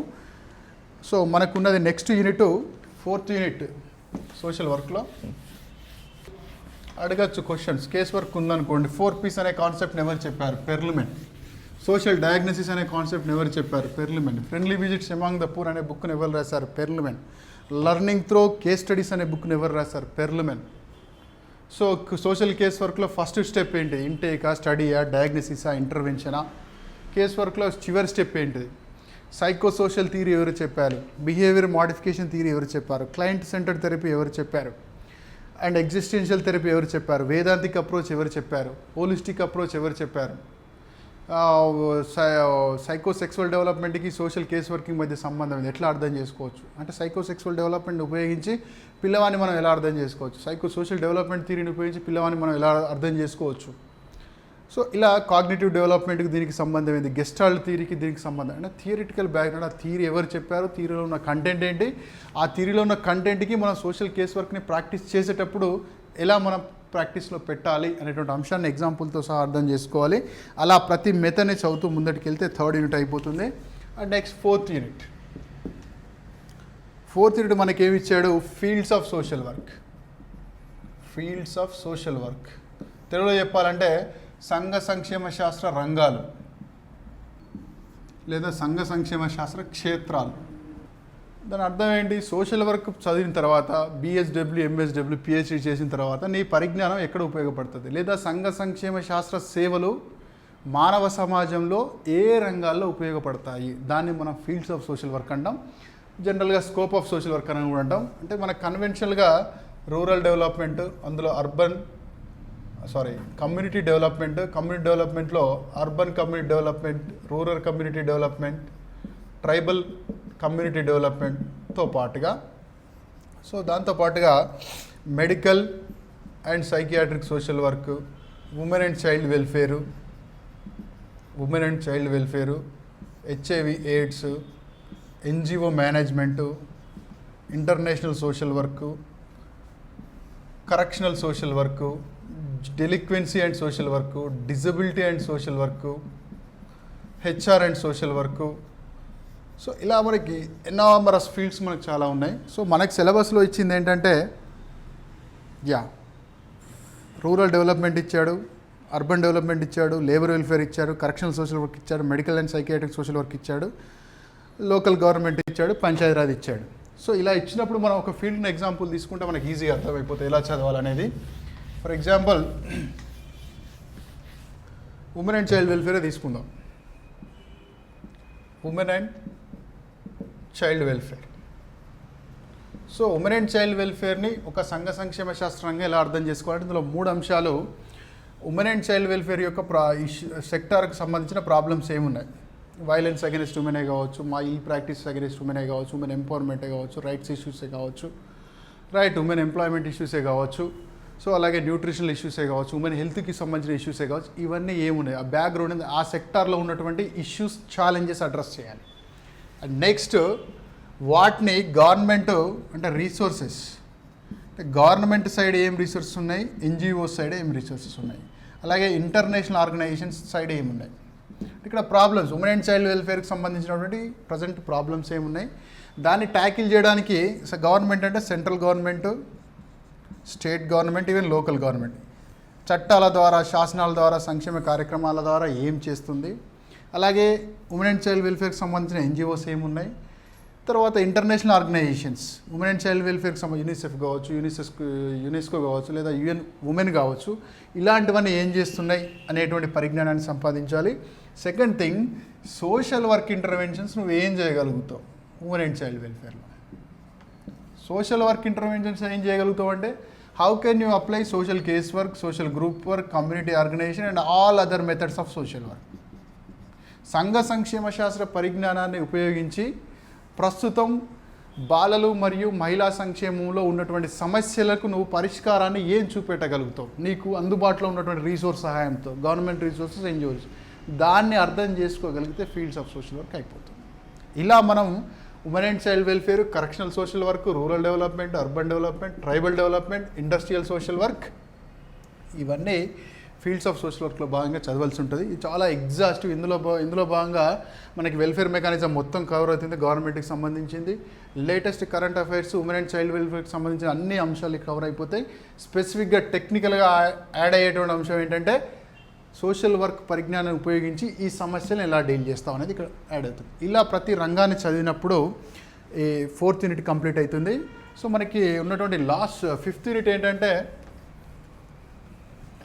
6th యూనిట్ చాలా చిన్న యూనిట్, కాకపోతే ఏంటంటే అందులో కంటెంట్స్ మనం ఎంత ఎలాబరేట్గా చదువుకుంటే అంత బాగా ఉపయోగపడుతుంది. సో ఇందులో దానికంటే ముందు 5th యూనిట్ ఒకసారి చూద్దాము. 5th యూనిట్లో మనకి క్లియర్గా ఫ్యామిలీ అండ్ చైల్డ్ వెల్ఫేర్ అన్నాడు. ఫ్యామిలీ అండ్ చైల్డ్ వెల్ఫేర్ అంటే కుటుంబము మరియు బాలల సంక్షేమం అన్నాడు. కుటుంబము మరియు బాలల సంక్షేమం అన్నాడు. ఇందులో ఫస్ట్ టాపిక్ ఇంపార్టెన్స్, ప్రాముఖ్యత, కుటుంబం మరియు బాలల సంక్షేమం యొక్క ప్రాముఖ్యత, స్టేటస్, ప్రాబ్లమ్స్, లెజిస్లేషన్. దేనికి సంబంధించిన లెజిస్లేషను? మ్యారేజ్, వివాహము, వరకట్నము, dowry. Next problems of working women in need of special care. యాక్చువల్గా మనం ఫీల్డ్స్ ఆఫ్ సోషల్ వర్క్లో భాగంగా ఉమెన్ అండ్ చైల్డ్ వెల్ఫేర్ చదివినప్పుడు ఇవన్నీ కవర్ అయిపోతాయి. సో ఇక్కడ ఫ్యామిలీ అండ్ చైల్డ్ వెల్ఫేర్ అన్నాడు హెడ్డింగ్లో. ఇంపార్టెన్స్, థియరిటికల్ క్వశ్చన్స్ పడతాయి ఇక్కడ. కుటుంబం యొక్క ప్రాధాన్యత ఏంటి సామాజిక అభివృద్ధిలో, బాల యొక్క అభివృద్ధిలో కుటుంబం యొక్క ప్రాధాన్యత ఏంటి, ఇక్కడ సోషలైజేషన్, చైల్డ్ సోషలైజేషన్ చదవాలి. సో దాంతోపాటుగా స్టేటస్ అన్నాడు. స్టేటస్ అన్నప్పుడు ఉమెన్ అండ్ చిల్డ్రన్ యొక్క సెక్స్ రేషియోస్ అంటే డెమోగ్రఫిక్ డీటెయిల్స్ చదవాలి. సో వాళ్ళ మీద ఉన్నటువంటి కొన్ని ఇండికేటర్స్ అంటే లిటరసీ ఇండికేటర్స్ కావచ్చు, జెండర్ డెవలప్మెంట్ ఇండెక్స్ కావచ్చు, జెండర్ ఇన్ఈక్వాలిటీ ఇండెక్స్ కావచ్చు, జెండర్ ప్యారిటీ ఇండెక్స్ కావచ్చు, అలాగే సస్టైనబుల్ డెవలప్మెంట్ గోల్స్లో ఉమెన్ అండ్ చిల్డ్రన్కి సంబంధించిన ఏరియాస్ కావచ్చు. అవి చూస్తేనే మనకు స్టేటస్ అర్థమవుతుంది. ఐఎంఆర్ ఎంత ఉంది, ఎంఎంఆర్ ఎంత ఉంది, టీఎఫ్ఆర్ ఎంత ఉంది, ఇలాంటివి తెలిసినప్పుడే ఉమెన్ అండ్ చైల్డ్ యొక్క స్టేటస్ ఏందో మనకు తెలుస్తుంది. అంటే దాని అర్థం ఇప్పుడు ఈ 56% మంది మహిళలు ఎనీమియాతో బాధపడుతున్నారు అంటే వాళ్ళ ఆరోగ్యాన్ని స్టేటస్ చెప్తుంది. అలాగే ఇంకా 35% పైగా మహిళలు నిరక్షరాస్యతతో ఉన్నారు అంటే వారి యొక్క అక్షరాస్యత తెలుపుతుంది. అలాగే భారతదేశంలో ఉన్నటువంటి పారిశ్రామికవేత్తల్లో మహిళల శాతం ఇంత, మొత్తం ఎనీమియాతో బాధపడేటువంటి పిల్లల శాతం ఇంత, ఐఎంఆర్ ఇంత ఉంది, అంటే ఇవన్నీ ఏంటంటే ఇండికేటర్స్ రూపంలో ఎగ్జాక్ట్గా లేటెస్ట్ డేటాని మనం చూసుకున్నట్టయితే వాళ్ళ యొక్క స్టేటస్ని ఇంత డెమోగ్రఫిక్ డేటాతో చెప్పొచ్చు. నెక్స్ట్ ప్రాబ్లమ్స్ అన్నాం ఇప్పటిదాకా, అంటే పిల్లలపై జరుగుతున్న హింస, బాలపై జరుగుతున్న హింస, బాల కార్మికత, వెట్టి చాకరీ, చైల్డ్ లేబరు, హ్యూమన్ ట్రాఫికింగ్ పిల్లల మీద, అదే మహిళలపై జరుగుతున్న హింస, domestic violence and violence under IPC Indian penal code కింద జరిగేటువంటి హింస, ఇవన్నీ కూడా మనం ఈ ప్రాబ్లమ్స్లో చూడాలి. ఇక్కడ ప్రాబ్లమ్స్ ఉన్నాయి కాబట్టి ప్రభుత్వం చేస్తున్నటువంటి శాసనాలు చదవాలి. శాసనాలు ఇచ్చాడు, ఆ శాసనాలు దేనికి ఇచ్చాడు? క్లియర్గా వివాహం ఇచ్చాడు, మ్యారేజ్కి సంబంధించి ఇచ్చాడు, డౌరీకి ఇచ్చాడు. మీకు అర్థమైపోతుంది వివాహానికి సంబంధించిన చట్టాలు అంటే విడాకులకు సంబంధించిన చట్టాలు, వివాహానికి సంబంధించిన చట్టాలు అంటే రైట్ ఫ్రమ్ ది హిందూ వివాహ చట్టం నుంచి మొదలు పెడితే ఈరోజు అంటే ఈ మధ్య కాలంలో వచ్చినటువంటి triple talaq, the rights of married Muslim women act వరకు మనం చూడాలి కదా. హిందూ వివాహ చట్టం యొక్క ప్రత్యేకత ఏంటి? మొట్టమొదటిసారిగా ఇండియాలో హిందువుల్లో బైగామిని నిషేధించింది. విడాకుల విషయంలో స్త్రీలకు మరియు పురుషులకు సమానమైన హక్కులు కల్పించింది. అంటే ఇండియన్ సొసైటీ అనేది ప్యాట్రియార్కల్ సొసైటీ కాబట్టి ఈ ప్యాట్రియార్కల్ సొసైటీలో మ్యారేజ్ అనేటువంటి సోషల్ ఇన్స్టిట్యూషన్లో మెన్కి ఉమెన్కి ఈక్వల్ రైట్స్ లేవు. There are so many irregularities in marriage system in India, in all రిలీజియన్స్లో ఉంది మనకి. అది అన్నీ కూడా మెన్కి ఫేవర్గా ఉన్నాయి, ఉమెన్కి డిస్ఫేవర్గా ఉన్నాయి. వాటిని కరెక్ట్ చేస్తూ హిందూ వివాహ చట్టమే కావచ్చు, ట్రిపుల్ తలాక్ చట్టం కావచ్చు, పార్సీ మ్యారేజ్ యాక్ట్ కావచ్చు, ఇండియన్ డైవర్స్ యాక్ట్ కావచ్చు, ఇండియన్ క్రిస్టియన్ మ్యారేజ్ యాక్ట్ కావచ్చు, స్పెషల్ మ్యారేజ్ యాక్ట్ కావచ్చు, సతీ సహగమన నిషేధ చట్టం కావచ్చు, ఆనంద్ వివాహ చట్టం కావచ్చు, హిందూ వారసత్వం మరియు మెయింటెనెన్స్ యాక్ట్ కావచ్చు, వివాహిత మహిళా ఆస్తి హక్కు చట్టం కావచ్చు. సో ఇలా వివాహంలో ఉన్నటువంటి రకరకాల అంటే వరకట్న నిషేధ చట్టం కావచ్చు. ఇలాంటి చట్టాలన్నీ మనం ఇక్కడ అంటే కేవలం వివాహం అన్నాడు కాబట్టి వివాహానికి సంబంధించిన అంటే ఇస్లాంలో, క్రిస్టియానిటీలో, హిందువుల్లో రిమైనింగ్ వీళ్ళందరిలో ఉన్నటువంటి చట్టాన్ని మనం ఇక్కడ చదవాలి. అందులో ఉన్నటువంటి ఇంపార్టెంట్ పాయింట్స్ని గుర్తుపెట్టుకోవాలి. సెక్షన్ వైజ్ అవసరం లేదు. పనిష్మెంట్ ఏది కరెక్ట్ కాదు, ఏది నేరము, దాని కింద మహిళకు వచ్చినటువంటి హక్కులు ఏంటి, ఆ హక్కులు ఉల్లంఘించబడితే అఫెండర్స్కి ఎలాంటి పనిష్మెంట్ పడుతుంది అనేటువంటి అంశాలు మనం ఇక్కడ చూడాలి. అలాగే వరకట్నం, డౌరీకి సంబంధించినటువంటి చట్టము. ఇక్కడ ఏమన్నాడు? వర్కింగ్ ఉమెన్ అన్నాడు. వర్కింగ్ ఉమెన్ అంటే అర్థం ఏంటి అంటే ఈరోజు ప్యాట్రియార్కల్ సొసైటీలో ఉమెన్ ఎక్కడికి వెళ్ళినా ఒక సైకలాజికల్ వైలెన్స్, సోషల్ వైలెన్స్, మాటల ద్వారా, చేతుల ద్వారా ఆమెకి ఆటంకాలు కలిగిస్తూ ఏదో ఒక ఫేవర్ని ఆశిస్తూ తన మీద డిపెండెంట్గా మారుస్తూ సో ఇలా రకరకాల ఇబ్బందులు పనిచేసే చోట పడుతుంది. కాబట్టి మనకి 2013వ సంవత్సరంలో పనిచేసే చోట లైంగిక వేధింపుల నిరోధక చట్టం, పనిచేసే చోట లైంగిక వేధింపుల నిరోధక చట్టాన్ని తీసుకురావడం జరిగింది. అందులో భాగంగా ప్రతి సంస్థలో 10 మంది కంటే ఎక్కువ మహిళలు ఉన్నట్టయితే అక్కడ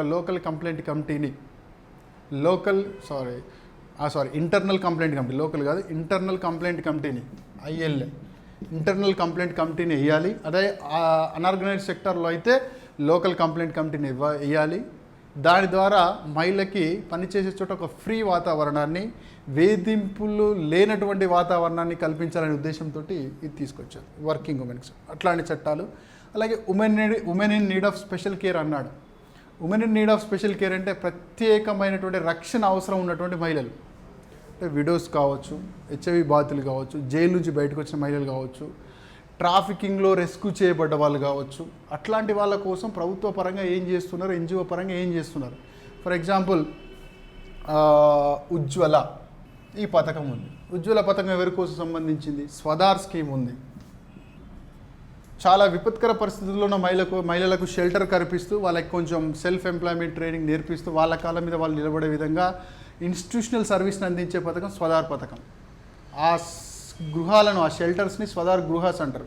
అలాగే ఉజ్వల పథకం, ట్రాఫికింగ్లో ఇరుక్కుపోయినటువంటి మహిళల్ని ట్రాఫికింగ్ నుంచి రెస్క్యూ చేసి బయటికి తీసుకొచ్చి వాళ్ళ సైకలాజికల్ స్ట్రెంత్ కల్పించి, ఫినాన్షియల్ రీహాబిలిటేషన్ కల్పించి, వాళ్ళ వొకేషనల్ ట్రైనింగ్ కల్పించి, మళ్ళీ ఇంకొకసారి అలాంటి రంగంలో ఇరుక్కోకుండా సొంతగా అంటే ఒక డిగ్రీతో కూడినటువంటి జీవనాన్ని అందించడం కోసం చేసే సేవలు అందించేటువంటి పథకాన్ని ఉజ్వల స్కీమ్ అంటాం. సో ఇట్లాంటి స్కీమ్స్ ఏమున్నాయని కూడా మనం women in need of special care అనేటువంటి దాని కింద నేర్చుకోవాలి. సో దీంతో పాటుగా మనకున్నటువంటి చివరి యూనిట్ ఏంటంటే లాస్ట్ యూనిట్ సోషల్ వర్క్లో 6వ unit, 6th unit very very important unit. ఇందులో టాపిక్స్ అన్నీ దాన్ని ఏమంటారు, అన్నీ అంటే చైల్డ్ డెవలప్మెంట్లో కవర్ అవుతాయి, ఇవి అలాగే న్యూట్రిషన్లో కూడా కవర్ అవుతాయి.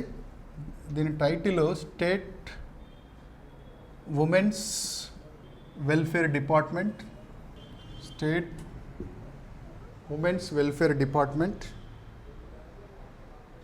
Organisation, next functions, third one programmes. State అంటే ఇక్కడ రాజ్యం అని, స్టేట్ అంటే ఇక్కడ రాష్ట్రం అని కదా, రాజ్యం అంటే దేశం. దేశవ్యాప్తంగా మహిళా సంక్షేమం కోసం ఉన్నటువంటి డిపార్ట్మెంట్స్ ఏంటి అంటే, డిపార్ట్మెంట్ ఒక శాఖ, అంటే మనకి డిపార్ట్మెంట్ లేదు, మినిస్ట్రీనే ఉంది యాక్చువల్గా. ఇక్కడ డిపార్ట్మెంట్ అని పెట్టాడు కానీ మనకి మినిస్ట్రీనే ఉంది. ఒకప్పుడు మానవ వనరుల అభివృద్ధిలో భాగంగా ఉండే ఈ మినిస్ట్రీ, అంతకుముందు సామాజిక సంక్షేమంలో భాగంగా ఉండే. 2006వ సంవత్సరంలో డిపార్ట్మెంట్ హోదా నుంచి మినిస్ట్రీ హోదాకు వచ్చింది.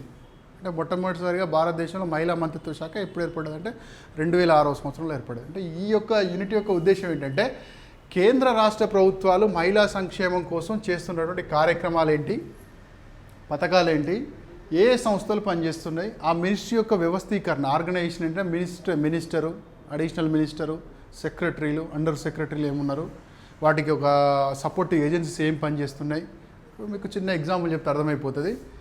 Central ministry for women and child welfare, మన స్టేట్ ఇది ఆంధ్రప్రదేశ్ ఉమెన్ మినిస్టర్, ఈ రెండు తెలిసి ఉండాలి. దీని కింద 6 అటానమస్ సంస్థలు పనిచేస్తున్నాయి. For example NIPCCD, CSWB, RMK, కారా, నేషనల్ న్యూట్రిషన్ బోర్డ్, అలాగే national commission for women, national commission for protection of child rights.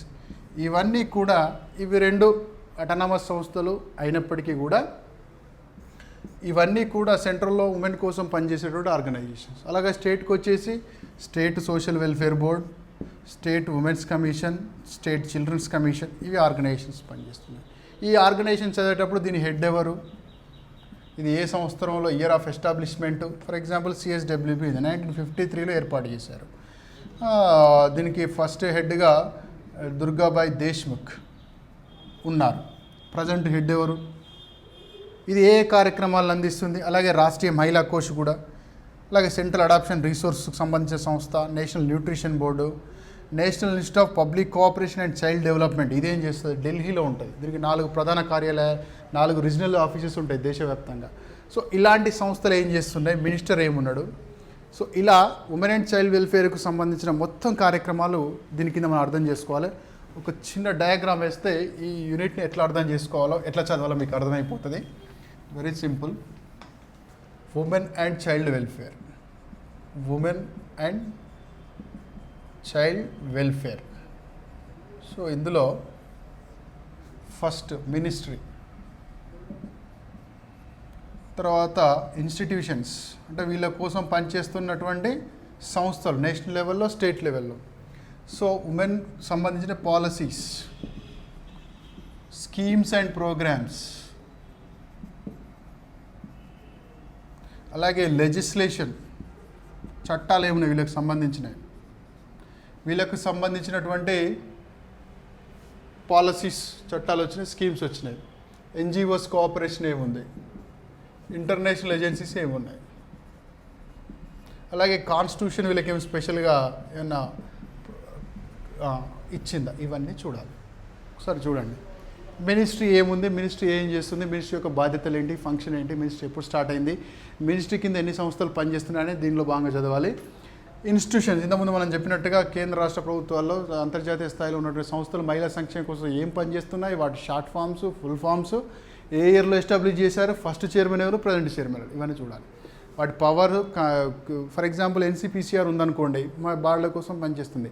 ఎన్సీపీసీఆర్ని ఎప్పుడు స్థాపించారు, శాంతా సింగ్నే ఫస్ట్, ఇప్పుడు శృతి నారాయణ కక్కర్. సో ఇట్లా అందులో వాళ్ళ ఫంక్షన్స్ ఏంటి, వాళ్ళు అమలు చేసే ప్రత్యేక కార్యక్రమాలు ఏంటి, వాళ్ళ యొక్క స్ట్రక్చర్ ఏంటి, వాళ్ళ పదవీ కాలం ఏంటి, దేనికి ఏ సంస్థకు తీసుకున్నా అదే ఫాలో అవ్వాలి. ఎప్పుడు స్థాపించారు, రాజ్యాంగబద్ధంగానా, చట్టబద్ధంగానా, ఫస్ట్ చైర్మన్ ఎవరు, ప్రజెంట్ చైర్మన్ ఎవరు, దాని కాంపోజిషన్ ఏంటిది, అపాయింటెడ్ బై, రిమూవ్డ్ బై, ఈ అంశాలన్నీ ప్రతి సంస్థకు సంబంధించినవి తీసుకుంటే చదువుకోవాలి. అలాగే రాజ్యాంగపరంగా ఏమున్నాయి, అలాగే చట్టాలు ఏమున్నాయి, పిల్లలకు సంబంధించి మరియు బాలలకు సంబంధించి మరియు స్త్రీలకు సంబంధించి పాలసీస్ ఏమున్నాయి, national early childhood care and education policy ఏముంది, నేషనల్ చైల్డ్ లేబర్ పాలసీ ఏం చెప్తుంది, నేషనల్ పాలసీ ఆన్ చిల్డ్రన్ ఏం చెప్తుంది, right, national policy on education ఏం చెప్తుంది, national policy on empowerment of women ఏం చెప్తుంది, ఇప్పుడు national policy, national draft national policy on women ఏం చెప్తుంది, రైట్. అలాగే ఇంటర్నేషనల్ కన్వెన్షన్లో చూసినట్టయితే యునెస్కో, యూనిసెఫ్, యుఎన్ ఉమెన్ ఇట్లాంటి సంస్థలు. ఇక స్కీమ్స్ చూసినట్టయితే ప్రజెంట్ ఇంపార్టెంట్గా అమల్లో ఉన్నటువంటి స్కీమ్స్ ముఖ్యంగా ఈ ప్రొటెక్షన్కి సంబంధించినవి, ఎడ్యుకేషన్కి సంబంధించినవి, ఎంపవర్మెంట్కి సంబంధించినవి, మానిటరీ బెనిఫిట్స్, ఇవన్నీ చూడాలి. ఇప్పుడు షాదీ షగున్ ప్రోగ్రామ్ ఉంది, ఎవరికి సంబంధించింది. అయితే ఈ స్కీమ్స్ తర్వాత ఉజ్వల స్కీమ్ ఉంది, దేనికి సంబంధించి, సబల ప్రోగ్రామ్ ఏంటి, సాక్ష్యం ప్రోగ్రామ్ ఏంటి, అండ్ 20 పాయింట్ ప్రోగ్రామ్ ఏంటి. సో ఇవన్నీ కూడా స్టార్టింగ్ నుంచి ఇప్పటి వరకు ఐసీడిఎస్ ఏంటి, ఐసీపీఎస్ ఏంటి, సో ఇవన్నీ దీంట్లో చూడాలి. ఇది చూసేటప్పుడు ఒకటి ఫాలో అవ్వాలి, ఆ scheme pilot schema, fullest schema, ఎప్పుడు స్టార్ట్ చేశారు, బెనిఫిట్స్ ఏంటి, బెనిఫిషరీస్ ఎవరు, కండిషన్స్ ఏంటి, ఆ స్కీమ్ యొక్క ఆబ్జెక్టివ్ ఏంటి, ఆ స్కీమ్కు ఉన్నటువంటి ఒకవేళ ప్రీవియస్ నేమ్ ఉంటే కొత్త ప్రీవియస్ నేమ్, అంటే కొన్ని స్కీమ్స్ నేమ్ చేస్తారు. ఇప్పుడు ఫర్ ఎగ్జాంపుల్ పురా స్కీమ్ ఉంది, పురా స్కీమ్ ప్లేస్లో ఇప్పుడు రూర్బనైజేషన్ మిషన్ తీసుకొచ్చారు. సో అలా పాత ఇంతకుముందు దాని యొక్క పేరేంటి, ప్రజెంట్ దానికి ఏం పేరు మార్చారు. సో ఇలా ముఖ్యంగా మేజర్గా స్కీమ్స్ చదివినప్పుడు ఎప్పుడు స్టార్ట్ చేశారు, ఎప్పటి నుంచి ఎప్పటి వరకు పైలట్గా జరిగింది, ఎప్పుడు ఫుల్ లెంత్ ప్రోగ్రామ్ చేశారు, అందులో సెంట్రల్ గవర్నమెంట్ వాటా ఎంత, స్టేట్ గవర్నమెంట్ వాటా ఎంత, ఈశాన్య రాష్ట్రాల వాటా ఎంత, స్పెషల్ స్టేటస్ ఉన్న రాష్ట్రాల వాటా ఎంత, దాని కింద ఉండే బెనిఫిట్స్ ఏంటి, బెనిఫిషరీస్ ఎవరు అనేది మనం చూడాలి. ఇప్పుడు ఉజ్వల స్కీమ్ ఉంది, ఇప్పుడు for example Rajiv Gandhi scheme for empowerment of adolescent girls ఉంది, సబల ప్రోగ్రామ్ అంటాం, దానికి అడల్సెంట్ గర్ల్స్ ఎలిజిబుల్. అలాగే Rajiv Gandhi scheme for empowerment of adolescent boys, so దానికి అసలు పేరు సాక్ష్యం పథకం, దానికి ఎలిజిబుల్ ఎవరు, అడల్సెంట్ బాయ్స్. సో ఇలా షాదీ షగున్ ప్రోగ్రామ్ ఉంది, షాదీ షగున్ ప్రోగ్రామ్కి ఎలిజిబుల్ ఎవరు, గ్రాడ్యుయేషన్ కంప్లీట్ చేసిన ముస్లిం ఉమెన్. సో అలాగే జియో పార్స్ అనే ప్రోగ్రామ్ ఉంది, దానికి ఎలిజిబుల్ ఎవరు, నయి రోషిని ప్రోగ్రామ్, దానికి ఎలిజిబుల్ ఎవరు. అలాగే వెలుగు ప్రోగ్రామ్ ఉంది, ఐకేబీ ప్రోగ్రామ్ ఉంది, బెప్మా, ఇలా డిఫరెంట్ చాలా, ఇప్పుడు చెప్తే లిస్ట్ ఉండదు, చాలా ప్రోగ్రామ్స్ ఉన్నాయి. ఆ ప్రోగ్రామ్స్లో మనం చూడాల్సింది ఈ ప్యాటర్న్లో చూసినప్పుడు ప్రోగ్రామ్స్ని మనం కవర్ చేయొచ్చు. కాబట్టి లాస్ట్ యూనిట్ అనేది చాలా ఎలాబొరేటివ్ యూనిట్.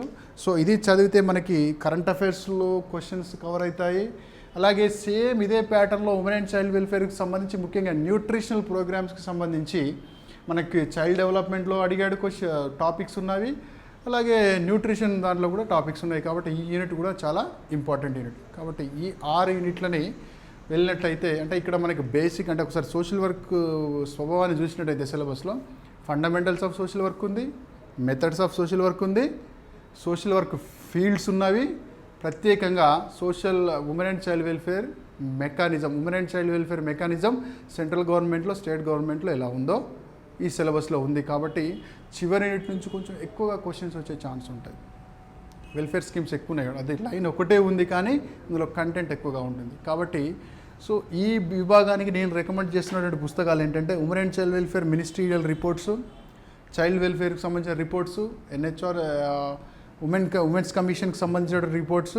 సో దాంతోపాటుగా PD Mishra social work book, social case work RK Upadhyaya Perlman book, అలాగే ట్రెక్కర్ రాసినటువంటి social group work book, social work philosophy in India Kapadia book, ఈ 4-5 పుస్తకాలు రెఫర్ చేసినట్టయితే, అలాగే IGNOU books social work books refer చేసినట్టయితే దీనికి సంబంధించినటువంటి పరిజ్ఞానానికి సంబంధించినటువంటి మంచి మెటీరియల్ని సమకూర్చుకోవచ్చు.